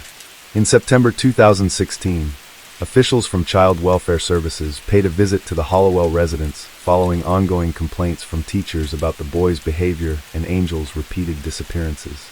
Their goal was to check on the home environment and speak with the family directly, but what they found was unsettling. Denise was home with the boys and clearly wasn't expecting any visitors. Still, she allowed the protection worker inside, as she had no legal reason to deny them entry. One of the first things that stood out was the condition of the windows. The lower floor windows were partially covered from the inside with cardboard, making it impossible to see what was going on inside from the outside. Inside the house where Denise lived with her 2 sons, something felt off from the very beginning. There were no signs of typical hobbies or pastimes one might expect. No toys, no bikes, no rollerblades. The place was almost barren, with only the most basic furniture, all of it left over from her late parents. The kitchen had an old refrigerator and a worn-out washing machine. Denise had a bed in her own room, but her sons were sleeping on inflatable mattresses tossed directly onto the floor. The most shocking discovery, however, came when officials inspected Angel's room. It didn't resemble a typical bedroom at all. It looked more like solitary confinement. The heavy wooden door had not only a basic turn lock on the inside, but also a large metal bolt installed on the outside. There was a small hatch built into the door, which could be locked as well, apparently used to pass food and water inside without opening the door completely. The room was dimly lit. The windows had been fully covered with cardboard, blocking out all natural light. In the corner, Angel sat quietly on a worn-out mattress. In the opposite corner stood a foul-smelling plastic bucket, about 1/3 full of human waste. The stench matched the conditions. Angel, however, wasn't scared. He seemed angry. All 3, Denise and her 2 sons, were immediately taken to the local police station. A child psychologist spoke with the boys, while Denise was questioned about the disturbing situation at home. She explained that locking Angel in the room was something she did for safety reasons, to prevent the brothers from fighting and to keep the younger one from running away again. Her explanation didn't sit well with the officers, especially once Angel began to describe his side of the story. He claimed that Carlos frequently hit him, humiliated him, and even threatened to end his life. Their mother, according to Angel, never stepped in or defended him. Feeling unsafe, he had tried running away several times. After each escape, Denise began locking him in the room, sometimes for days at a time. He said he had no access to a real bathroom and was given only a plastic bucket to relieve himself. Food and water were passed through the small window in the door, which otherwise stayed locked. Following this testimony, Denise was placed under arrest. Authorities decided to temporarily place both boys in protective care while searching for new adoptive families. A judge was expected to determine what would happen next. But then, something unexpected happened. Carlos began defending his adoptive mother. According to Carlos, his younger brother posed a serious risk, not only to himself, but to everyone around him.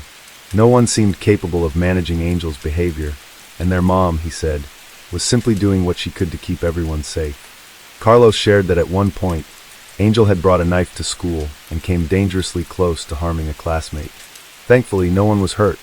His account was later confirmed by school staff, who admitted they had covered up the incident at the request of the classmate's parent, who also worked at the school. Carlos continued to defend his adoptive mother passionately, insisting he wanted to go back home and live with her just like before. During every hearing, he stood by Denise and pleaded with the court not to strip her of her parental rights. Other witnesses, including relatives and neighbors, couldn't offer much insight. They all described the Hollowells as a decent family and considered Denise a caring and responsible parent. Eventually, the case seemed to lean in her favor. Denise didn't appear to be guilty of any wrongdoing.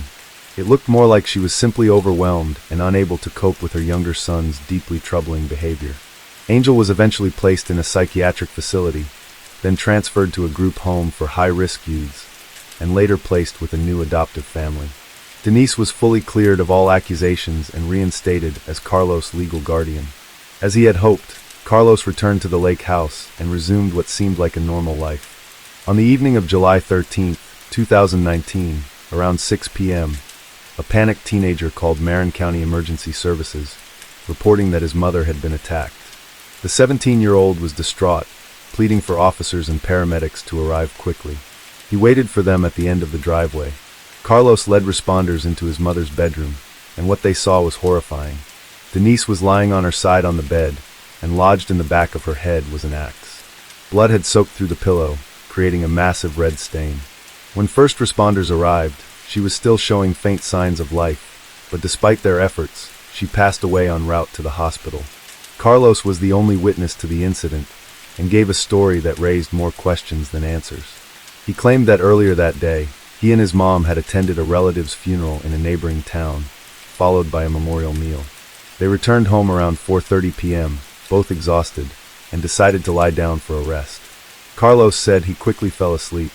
About an hour later, around 6 p.m., he woke up to strange noises and the sound of the dogs barking.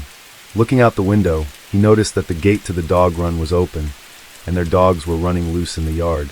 Concerned, he went to check on his mom, and that's when he discovered the horrifying scene.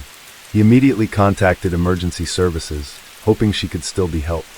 When investigators asked Carlos who might have had a reason to hurt his mother, he didn't hesitate. He named Angel. According to him, only his younger brother harbored enough anger and resentment toward Denise to actually want to harm her. Carlos also admitted that he believed Angel was capable of hurting him too, but for some unknown reason, didn't follow through. He added that he no longer felt safe and feared what might happen next. After speaking with Carlos, authorities moved quickly to locate and question Angel, who was now considered the primary suspect, but that proved to be more difficult than expected. No one seemed to know where the 15-year-old was. Since being removed from the Hollowell household by Child Welfare Services, Angel had cycled through several foster homes, but never managed to settle anywhere. He struggled with social interaction, couldn't get along with others, displayed ongoing aggression, and frequently ran away. About a year before the incident, Angel had run away from yet another foster home, and this time he completely vanished. His whereabouts remained unknown, and now investigators feared he may have returned to carry out an act of revenge against the woman with whom he had always had a difficult and volatile relationship. There were a number of troubling details at the scene that seemed to support that theory. There were no signs of forced entry. Angel had always gotten along better with the dogs than with people, so it wasn't surprising that they didn't raise alarm. The weapon used in the attack, an axe, was taken from the backyard. Nothing was stolen from the house. In fact, cash and a debit card were still sitting untouched on the nightstand next to Denise. That meant the motive wasn't robbery. Whoever did this had a personal reason, and it looked like Denise had been deliberately targeted. Authorities canvassed the neighborhood along Lake Cedro, hoping for leads, but most neighbors had little to offer. No one could say anything negative about the Hollowell family. In fact, people described Denise as calm, well-spoken, and thoughtful. While she and the boys hadn't lived there long, her late parents had been familiar faces in the community. But then, some residents began to recall strange and troubling events that started shortly after Denise and her sons moved into the lake house. Local pets had begun disappearing, first a few cats, then dogs. Some of these animals were later found in remote corners of the area, badly mutilated. At first, folks chalked it up to wild animal attacks, but the condition of the remains suggested otherwise. It was too intentional, too gruesome. People began to fear that someone, possibly a disturbed individual, was behind it. And whoever it was, they seemed to be operating frighteningly close to home. Soon after the initial wave of missing pets, things in the area escalated. Residents began reporting the disappearance of young livestock, baby goats, foals, and other small animals. When these animals were found, the scene was deeply disturbing. Many had suffered what appeared to be intentional harm, deep slashes, torn wounds, and in some cases, severe disfigurement. Their eyes had been damaged, and the injuries suggested deliberate cruelty. Several locals reported these incidents to law enforcement, but it seemed like the cases weren't prioritized. Officers appeared to have more pressing matters than investigating harm to animals and missing pets. Interestingly, no one ever connected these gruesome acts with the Hollowell family. In fact, Denise and her sons had even helped search for some of the missing pets.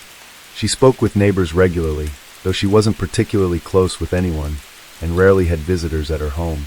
Most people didn't know much about what was going on behind closed doors. Many weren't even aware that Angel had been placed with a different adoptive family. They assumed he had gone to live with relatives in town, just like Carlos had during a previous stretch. The detail about Carlos having lived elsewhere for a time caught the attention of investigators. They decided to dig deeper and reached out to the relatives who had taken him in, hoping to understand what led to that arrangement.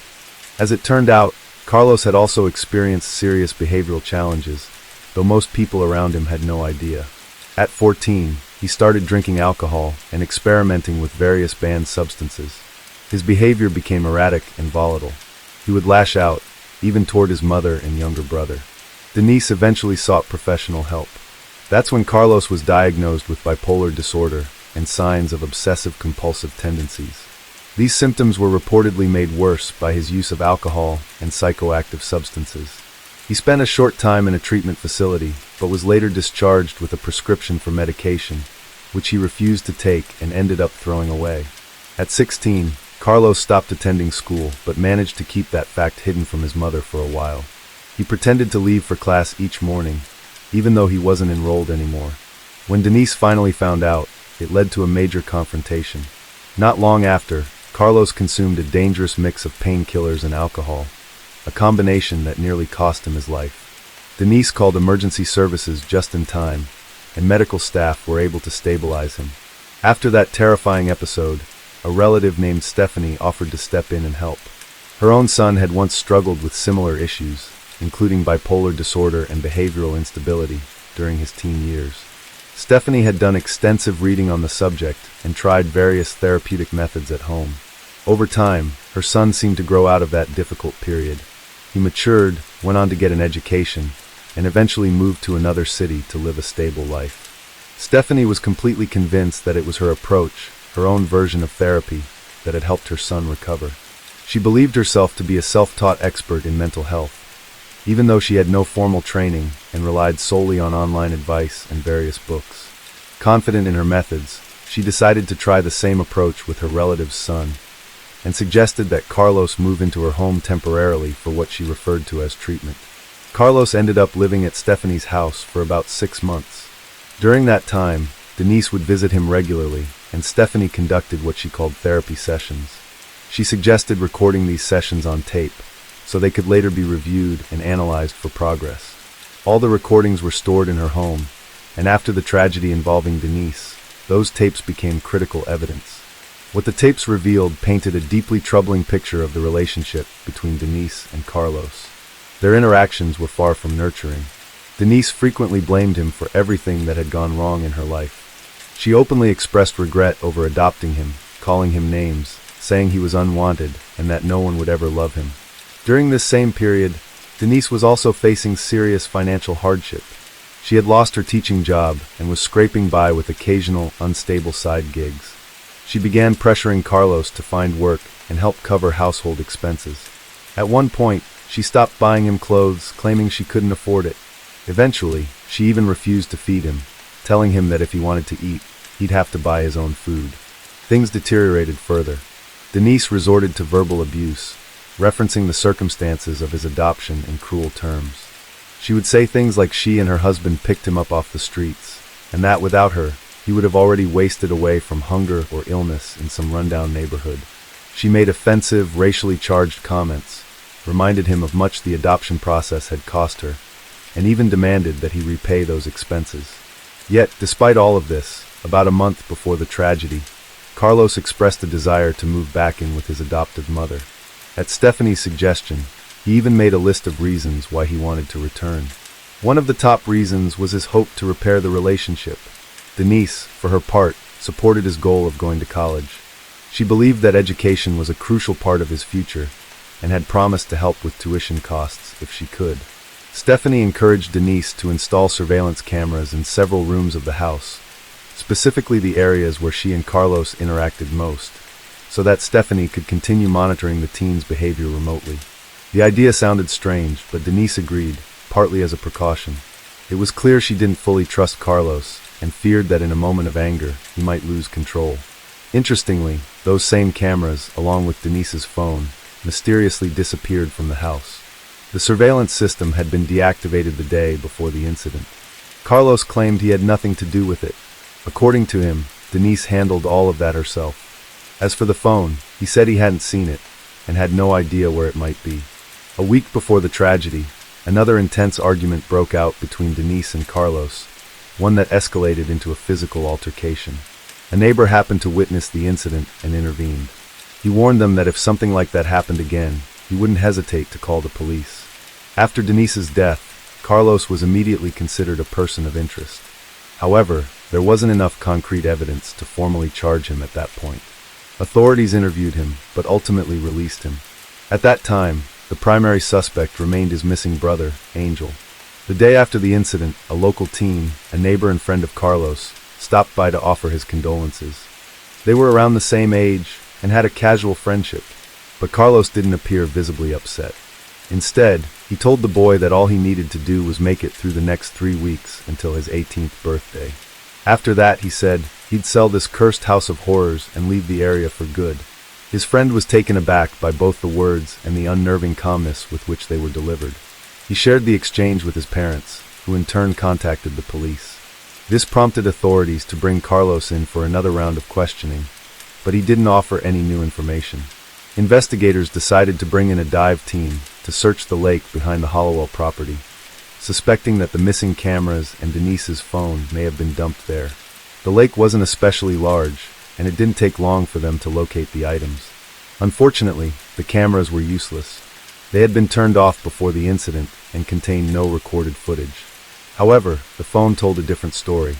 Data revealed it had been powered down, likely after hitting the water, just 10 minutes before Carlos made the call to emergency services. Even more telling, Denise had been actively messaging a friend on social media only 15 minutes prior to that. This allowed investigators to pinpoint the approximate time of the attack with a high level of accuracy.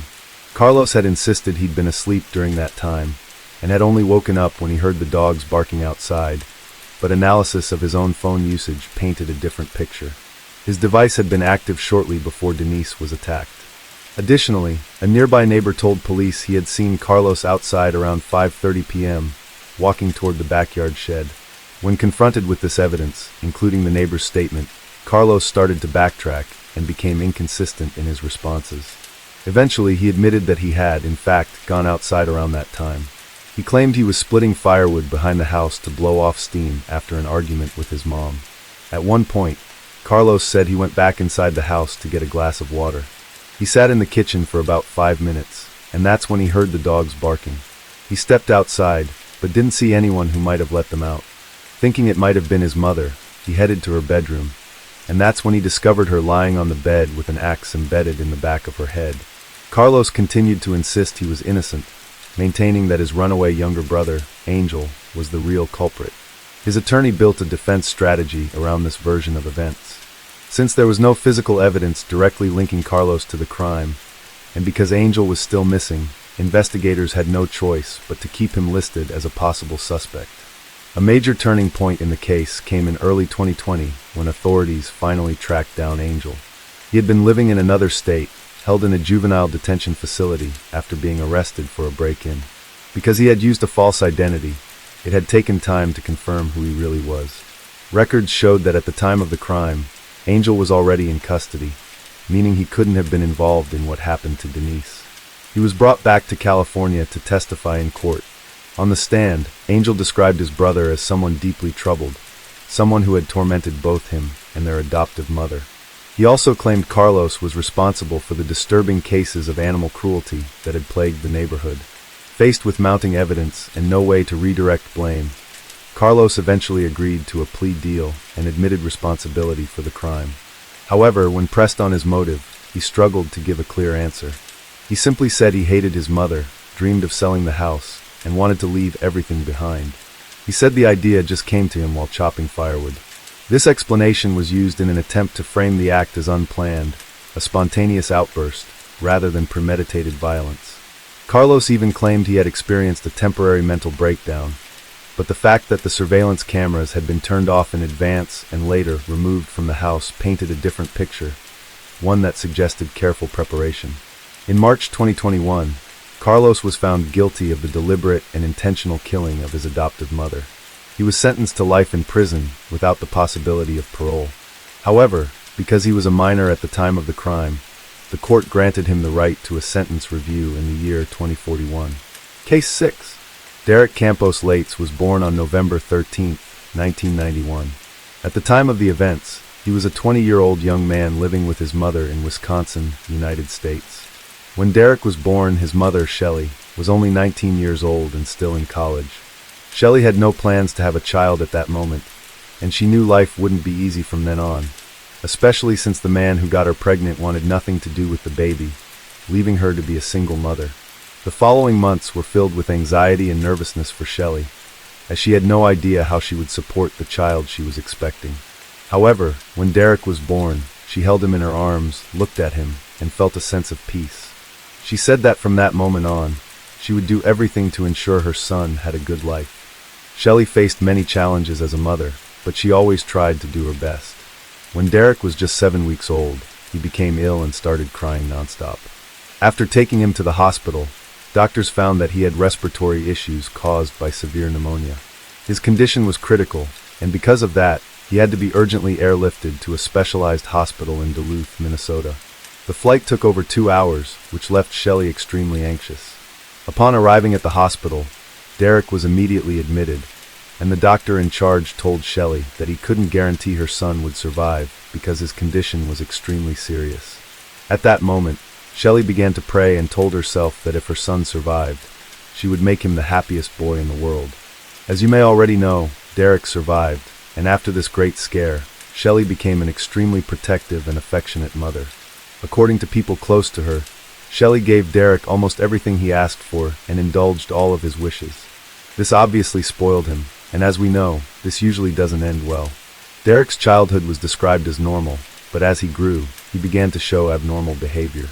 He became an aggressive child who wouldn't accept no as an answer. On one occasion, Shelley was with Derek in a supermarket, and as they passed the toy section, the boy asked her for a toy he liked.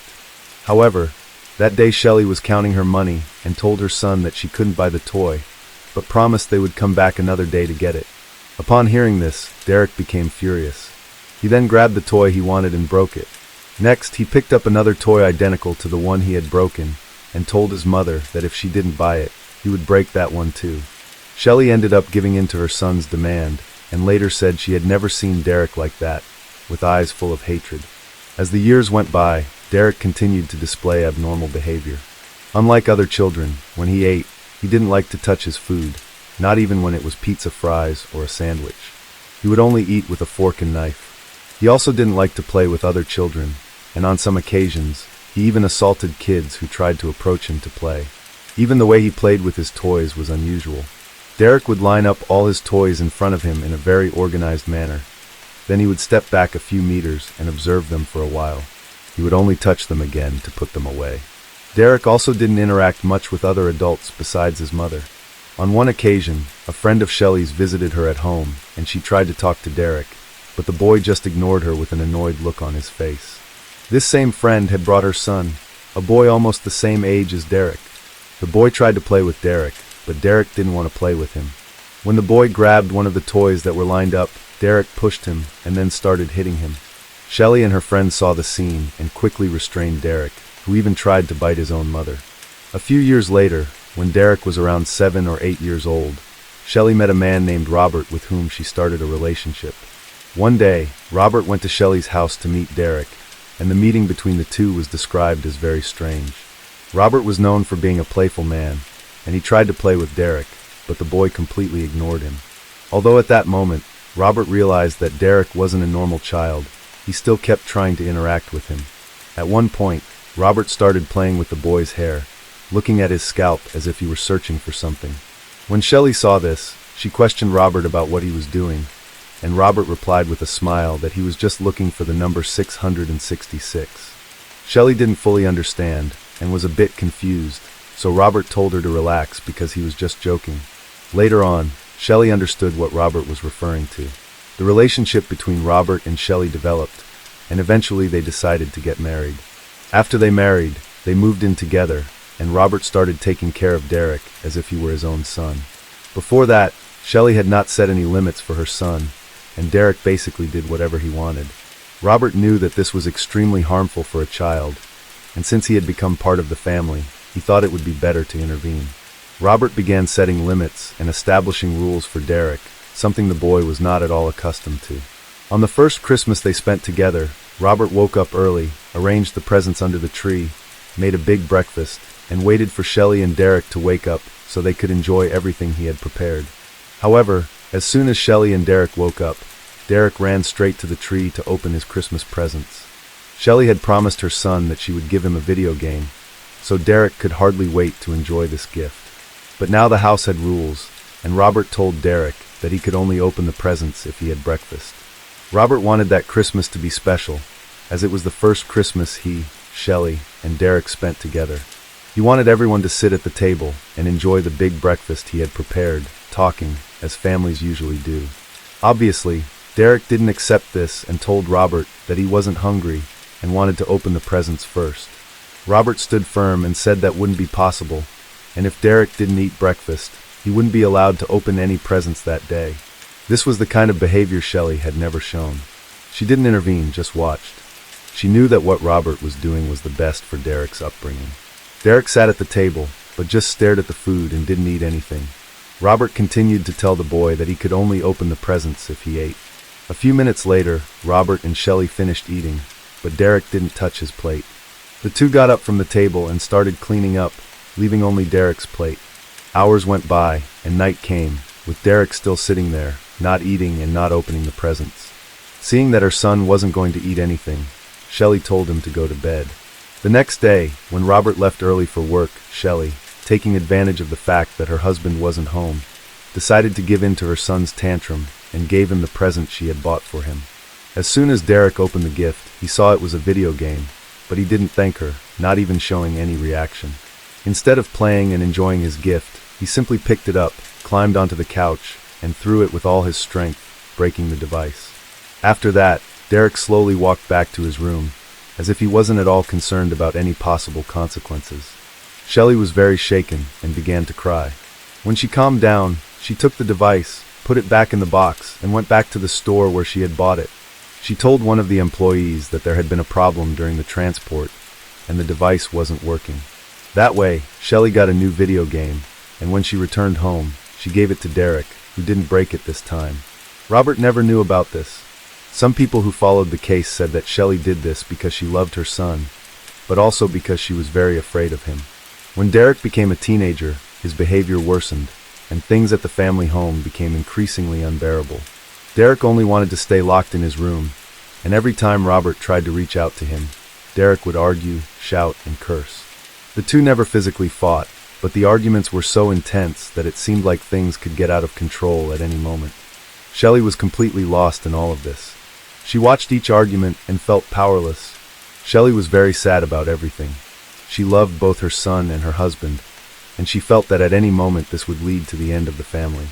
At first, Shelley didn't intervene, but later she started trying to calm things down, though most of the time she sided with Derek, even when he was completely wrong.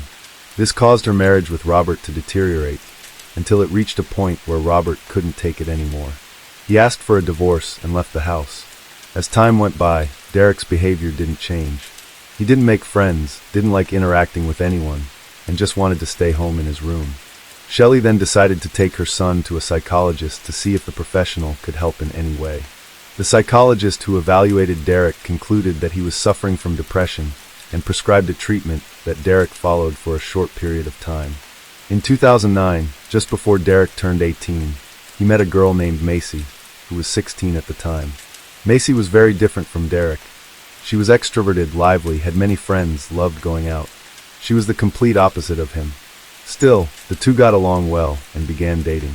Derek even changed his behavior after he started dating Macy. He began to smile, was affectionate with his girlfriend, became more communicative, and even started following some rules at home. He even told Macy that he loved her, something he had never said to his mother. Every time Shelley told her son that she loved him, he would just remain silent and not respond. Shelley was very happy about her son's relationship to her. Macy completed Derek, filling what was missing in him. Shelley believed that her son would finally act like a normal person and live a normal life, but she was completely mistaken. In the first year of their relationship, Derek told his mother that Macy was pregnant. Shelley was very happy with the news, even though the couple was very young and had no structure to raise a child. She even suggested to her son that Macy move in with them. At that time, neither Derek nor Macy had finished high school yet. They also didn't have jobs. As a result, Macy accepted her mother-in-law's invitation and moved in with Derek. At first, everything went well. The family seemed very united, and they even adopted a Labrador dog named Lucy. The following year, in 2010, Derek graduated from high school and his son with Macy was born.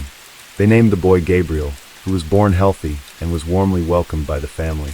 Macy still had to complete her last year of high school, and when she returned to school after having the baby, Derek took care of their son most of the time. Derek was considered a great father. He was attentive, affectionate, and very loving with Gabriel. Derek cooked, played with the baby, changed diapers, and did everything without complaining, which was hard to believe given his behavior and personality throughout his life. However, shortly before the child turned 1, Derek began slowly reverting to his old self. He started imposing rules in the house for almost everything, and everyone had to obey. This included cleanliness, organization, mealtimes, TV time, and many other things.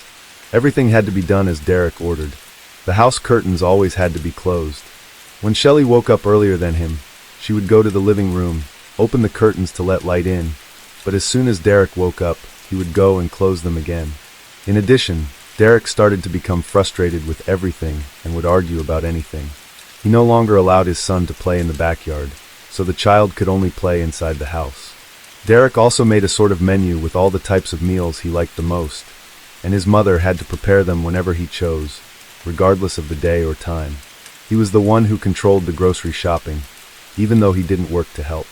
After graduating high school, Macy got a job, and the only time Derek allowed her to leave the house was to go to work. She had a set time to leave and a set time to return. Derek timed her schedule based on the route she had to take from home to work and from work to home. He knew exactly what time she left work and when she should arrive home. If Macy was even a minute late, Derek would argue with her when she got home. Shelley tried to calm things down when this happened, but Derek told her not to interfere. Due to all of this, Shelley, who had been happy about her son's improved behavior, started to feel depressed when she realized he was getting worse. Shelley turned to alcohol for solace, something she had struggled with in the past. She gave into the addiction again in an attempt to feel better and escape her reality.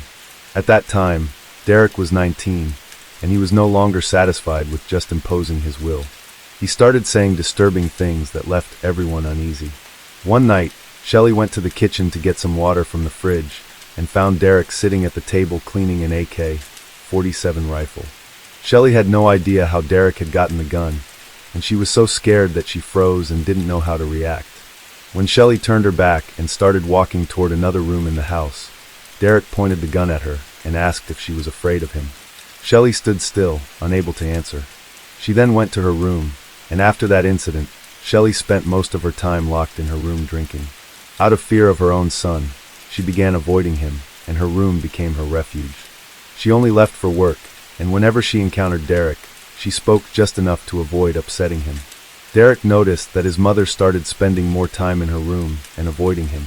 From time to time, he would go to her room and knock on the. It was just a way to show that he was there, that he was around, almost as if he was asserting some dominance. One time, Shelley got sick and needed to be hospitalized for surgery to remove her gallbladder. When she returned home, she noticed that Lucy, the family dog, was missing. She asked Derek where Lucy was, and Derek said she had run into the street and was hit by a car. Shelley, terrified, asked where the dog was now, and Derek replied that she had died and that he had gotten rid of her body. The problem was that Lucy didn't have a habit of running into the street, as Derek claimed. Shelley knew her son was lying and probably had something to do with the dog's disappearance, but she was too scared to confront him and pretended to believe his story. Around this time, Derek began to abuse Macy, his girlfriend. This was the last straw for Macy, who had already had enough of the life she was living with Derek. The young woman decided it was time to leave. On her 18th birthday, Macy took advantage of the fact that Derek wasn't home, packed all of her belongings, and left. She decided to leave Gabriel, their son, behind because she believed that if she took the boy, Derek would go to great lengths to find him and would likely do something harmful to her out of revenge. Macy had already talked to Shelley, who supported her decision. When Derek came home and Shelley told him that Macy had left, he simply sat down and remained silent, showing no emotion. Shelley expected a completely different reaction, but Derek just stayed still, staring at her. Then he stood up, lowered his head, and went to his room. On September 7, 2012, Shelley was leaving for work when she found Derek in the living room with all the curtains closed, pacing back and forth. Derek was talking to himself and kept repeating the same phrase over and over. Gabriel will never call another man dad. Shelley asked her son what was going on, but Derek ignored her and kept repeating the phrase. Noticing she was going to be late for work, Shelley decided to leave Derek as he was and went to work. At that time, Shelley had stopped drinking and was attending Alcoholics Anonymous meetings. She was experiencing positive changes in her life and had improved significantly. The next day, September 8th, Shelley woke up early as usual and went to work. After work, she went to another meeting she attended at Alcoholics Anonymous. When the meeting ended, Shelley said goodbye to the people at the meeting and headed back home.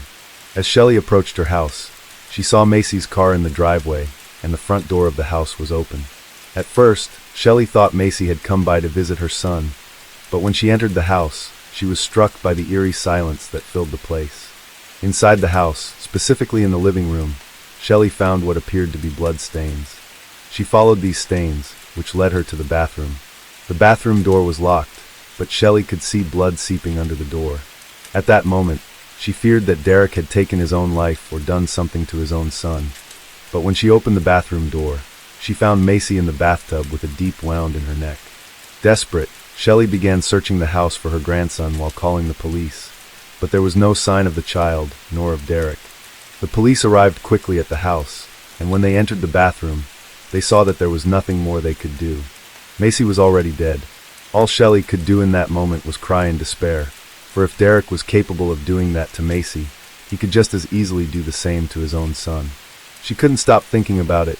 Shelley was taken to the police station, where the officers tried to calm her down and asked if she knew where Derek might be. Shelley said she had no idea, as Derek wasn't one to go out much, so he didn't have any special place he would go to in a situation like this. Since Derek was the prime suspect in the crime and the disappearance of his son, the detectives issued an Amber Alert. The following morning around 5 a.m., Derek checked into a hotel a few miles from his home. He was with Gabriel, his son, and appeared completely unconcerned.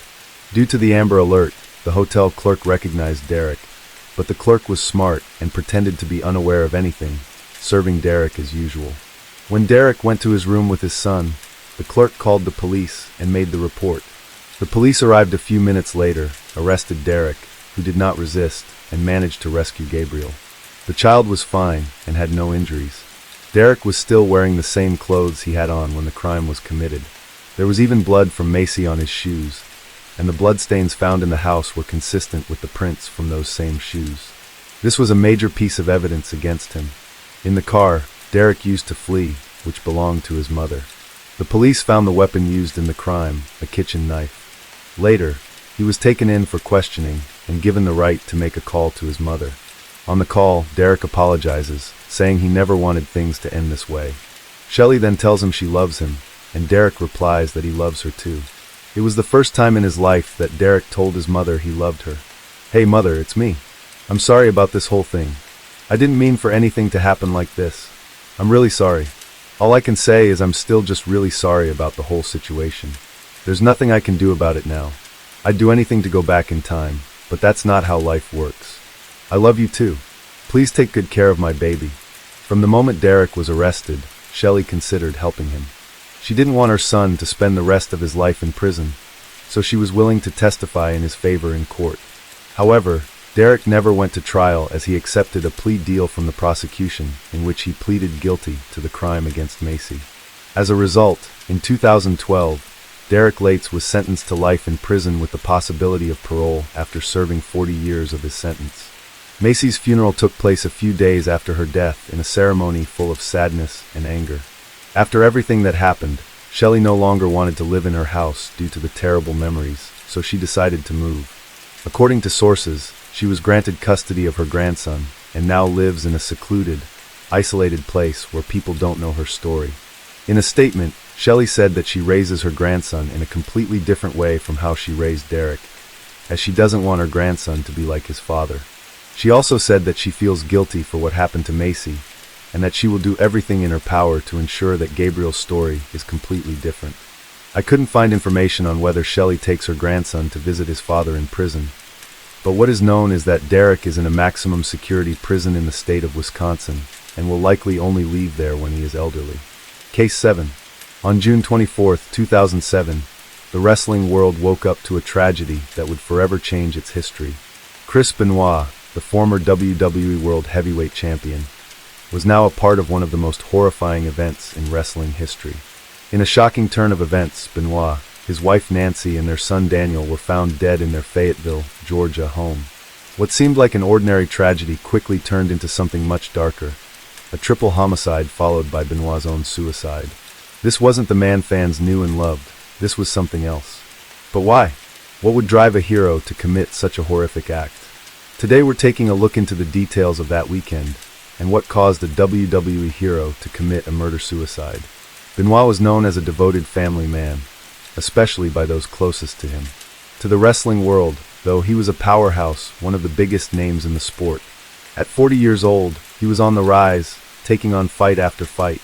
The rabid Wolverine was especially beloved in his home country of Canada, where it seemed he could balance his brutal in-ring persona with being the perfect father at home. Wrestling icon Chris Jericho once said, "Chris was always very much a great father, very much about his family." But Benoit had a demanding life. In wrestling, careers are often shorter than in other fields, a reality driven by the dangerous nature of the sport. Even though the matches are scripted, the physical toll is real. Wrestlers get banged up, often enduring injuries that would sideline anyone else. Still, they push themselves to perform as many matches as possible during their limited window of opportunity. Benoit was no exception. He was always on the road, jumping from one ring to the next, no matter how far he traveled. If there was a show, he was there. That's what made what happened on June 23rd, 2007, all the more shocking. Leading up to the tragedy, Chris Benoit's behavior began to raise serious concerns among those closest to him. As a seasoned wrestler, Benoit was no stranger to the demands of the WWE schedule, but in the days before his family's death, something changed.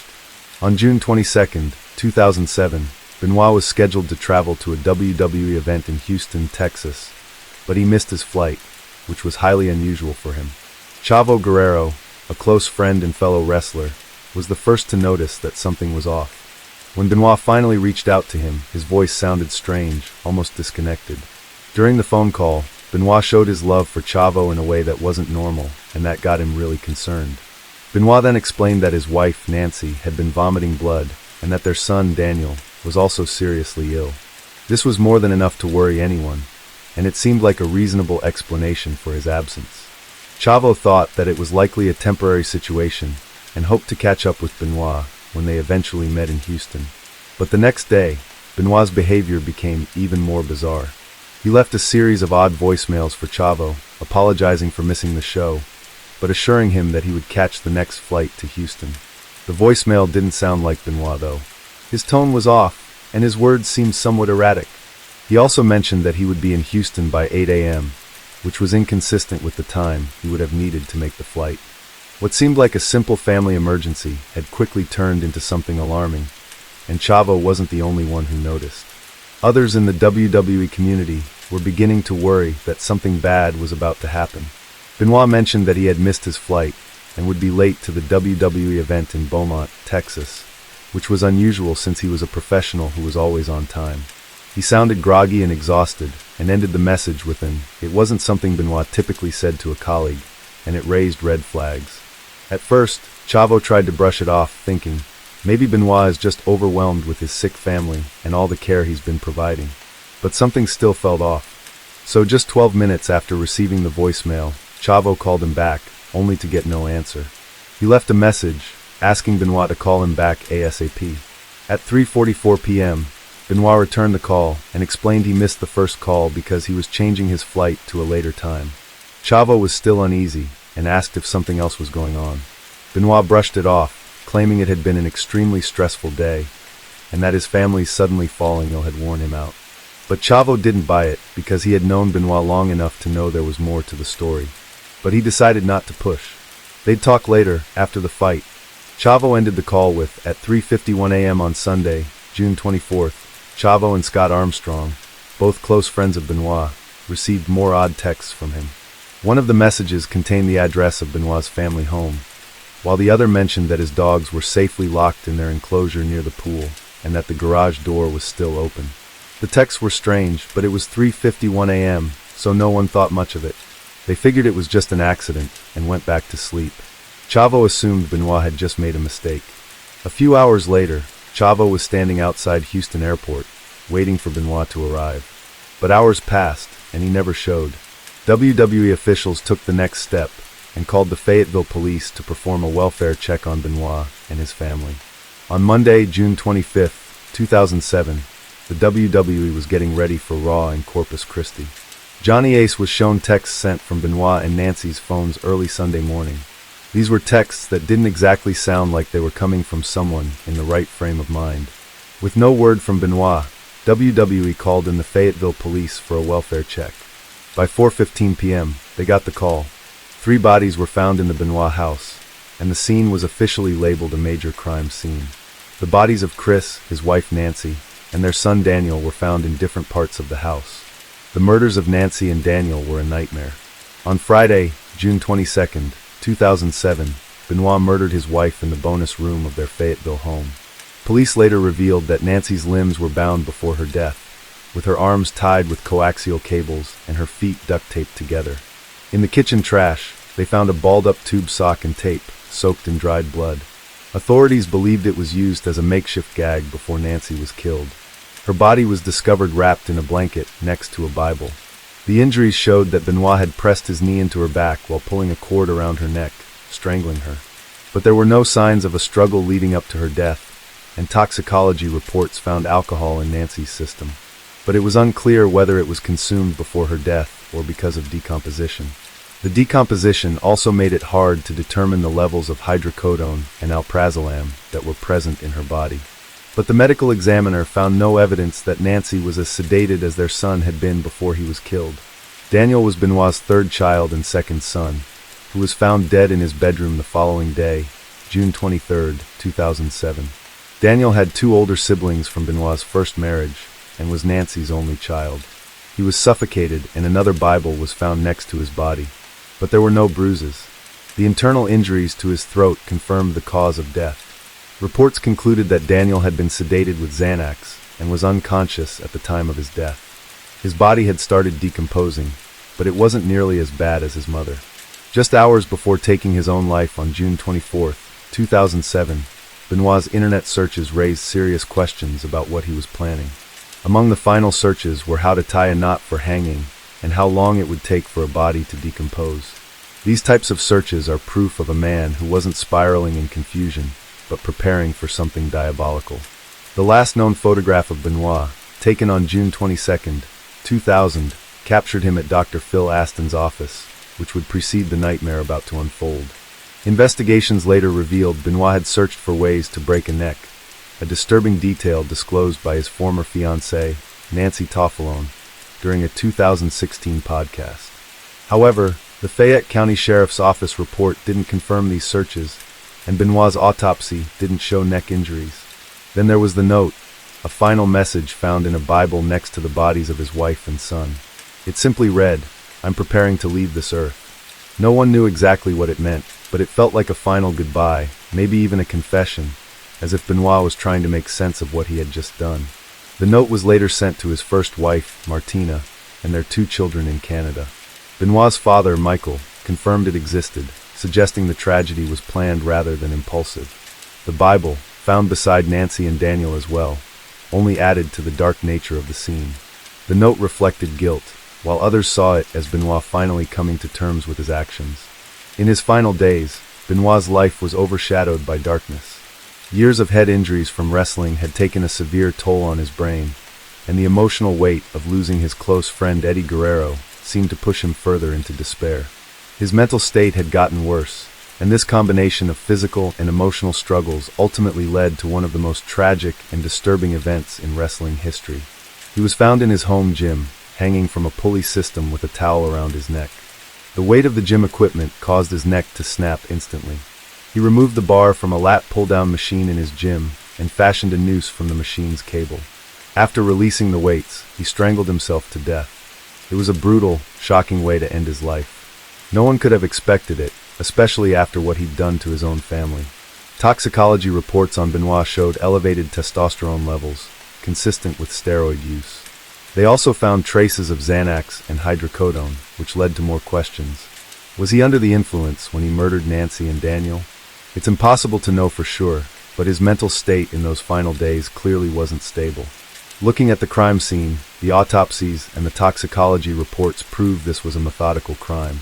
Benoit took days to kill his wife, his son, and finally himself. Steroids were found in the Benoit house, which means roid rage might have been behind his actions. Some doctors have connected steroid use to uncontrollable anger and other psychological issues, including paranoia. Authorities also noticed a big gap between the deaths of Nancy and their son Daniel, which suggests that the murders were deliberate rather than out-of-control anger, and placing a Bible next to each body isn't consistent with a violent outburst. Prosecutors in New York began looking into Benoit's deliveries from Signature Pharmacy and MedXLife.com, companies that sold steroids and HGH online. Terrence Kindlon, the lawyer for MedXLife co-owner Gary Brandwine, denied the accusations that his client had sold steroids to Benoit. Sports Illustrated later reported that 3 packages from Signature Pharmacy were sent to Benoit, with the first arriving in December 2005 at a Texas address. A second was sent in February 2006 to Peachtree City, Georgia, and the third in July 2006 to Fort Walton Beach, Florida. This was part of a broader investigation into steroid use among wrestlers that named several other wrestlers, including Kurt Angle, Eddie Guerrero, Rey Mysterio, Edge, and Gregory Helms.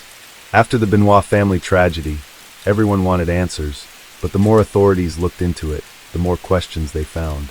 By the time they discovered the bodies of Nancy and Daniel Benoit on June 25th, 2007, the pieces of the puzzle started to fall into place, but the picture never really came together. The investigation was straightforward enough. Benoit murdered his wife and son before ending his own life. But something felt off. No signs of forced entry. No struggle. The scene was unsettlingly calm. Nancy's hands and feet were bound, and a Bible was found next to her and Daniel. Was this a sign of Benoit's breakdown? Or was he trying to make some twisted sense of what he'd done? Then there were the searches. Benoit's internet history was, well, disturbing. He'd Googled how to break a neck and how long it takes for a body to decompose. And the final search was on how to tie a knot for hanging. Benoit spent his last hours meticulously planning everything. Forensics didn't exactly clear things up. Benoit died from hanging with no broken neck, like some had speculated. Instead, he used a towel and pulley system in his home gym. Was this an attempt to control his death? Or just a sign of impaired judgment? We'll never know for sure. The toxicology report showed elevated testosterone levels that proved long-term steroid use. But it wasn't just the drugs. Benoit's autopsy revealed early signs of dementia and CTE. This was brain damage from years of hits to the head. CTE messes with your behavior, causes mood swings, and can lead to violence. Could that have been the tipping point? To top it all off, Eddie Guerrero, Benoit's best friend, died 2 years earlier, and many believe that loss pushed him over the edge. Eddie's passing hit him hard, and people close to Benoit have said it sent him into a downward spiral. He became more withdrawn, distant, and seemed to be struggling mentally. The combination of losing someone so close, along with the physical wear and tear from years of wrestling, put a lot of pressure on him. That pressure, along with everything else he was dealing with, probably started breaking him down mentally and emotionally. Neuroscientist and former wrestler Christopher Nowinski believes Benoit's had too many untreated concussions, which might have slowly eaten away at his mental health. Nowinski pointed out that Benoit was one of the few wrestlers who willingly took chair shots to the back of his head, which was downright reckless. After testing Benoit's brain, Dr. Julian Bales, head of neurosurgery at West Virginia University, found that Benoit's brain was in such bad shape that it looked like it belonged to an 85-year-old Alzheimer's patient. Other tests revealed Benoit had severe chronic traumatic encephalopathy, with damage spreading across all 4 lobes of his brain and brainstem. Bales and his team concluded that this kind of brain trauma could lead to dementia, which might trigger extreme behavioral issues. Benoit's father later suggested that this brain damage was likely the root cause of the tragic murder-suicide, but the WWE dismissed this as speculative. Nancy had also filed for divorce in May 2003, claiming abuse from Benoit, but withdrew the filing 3 months later.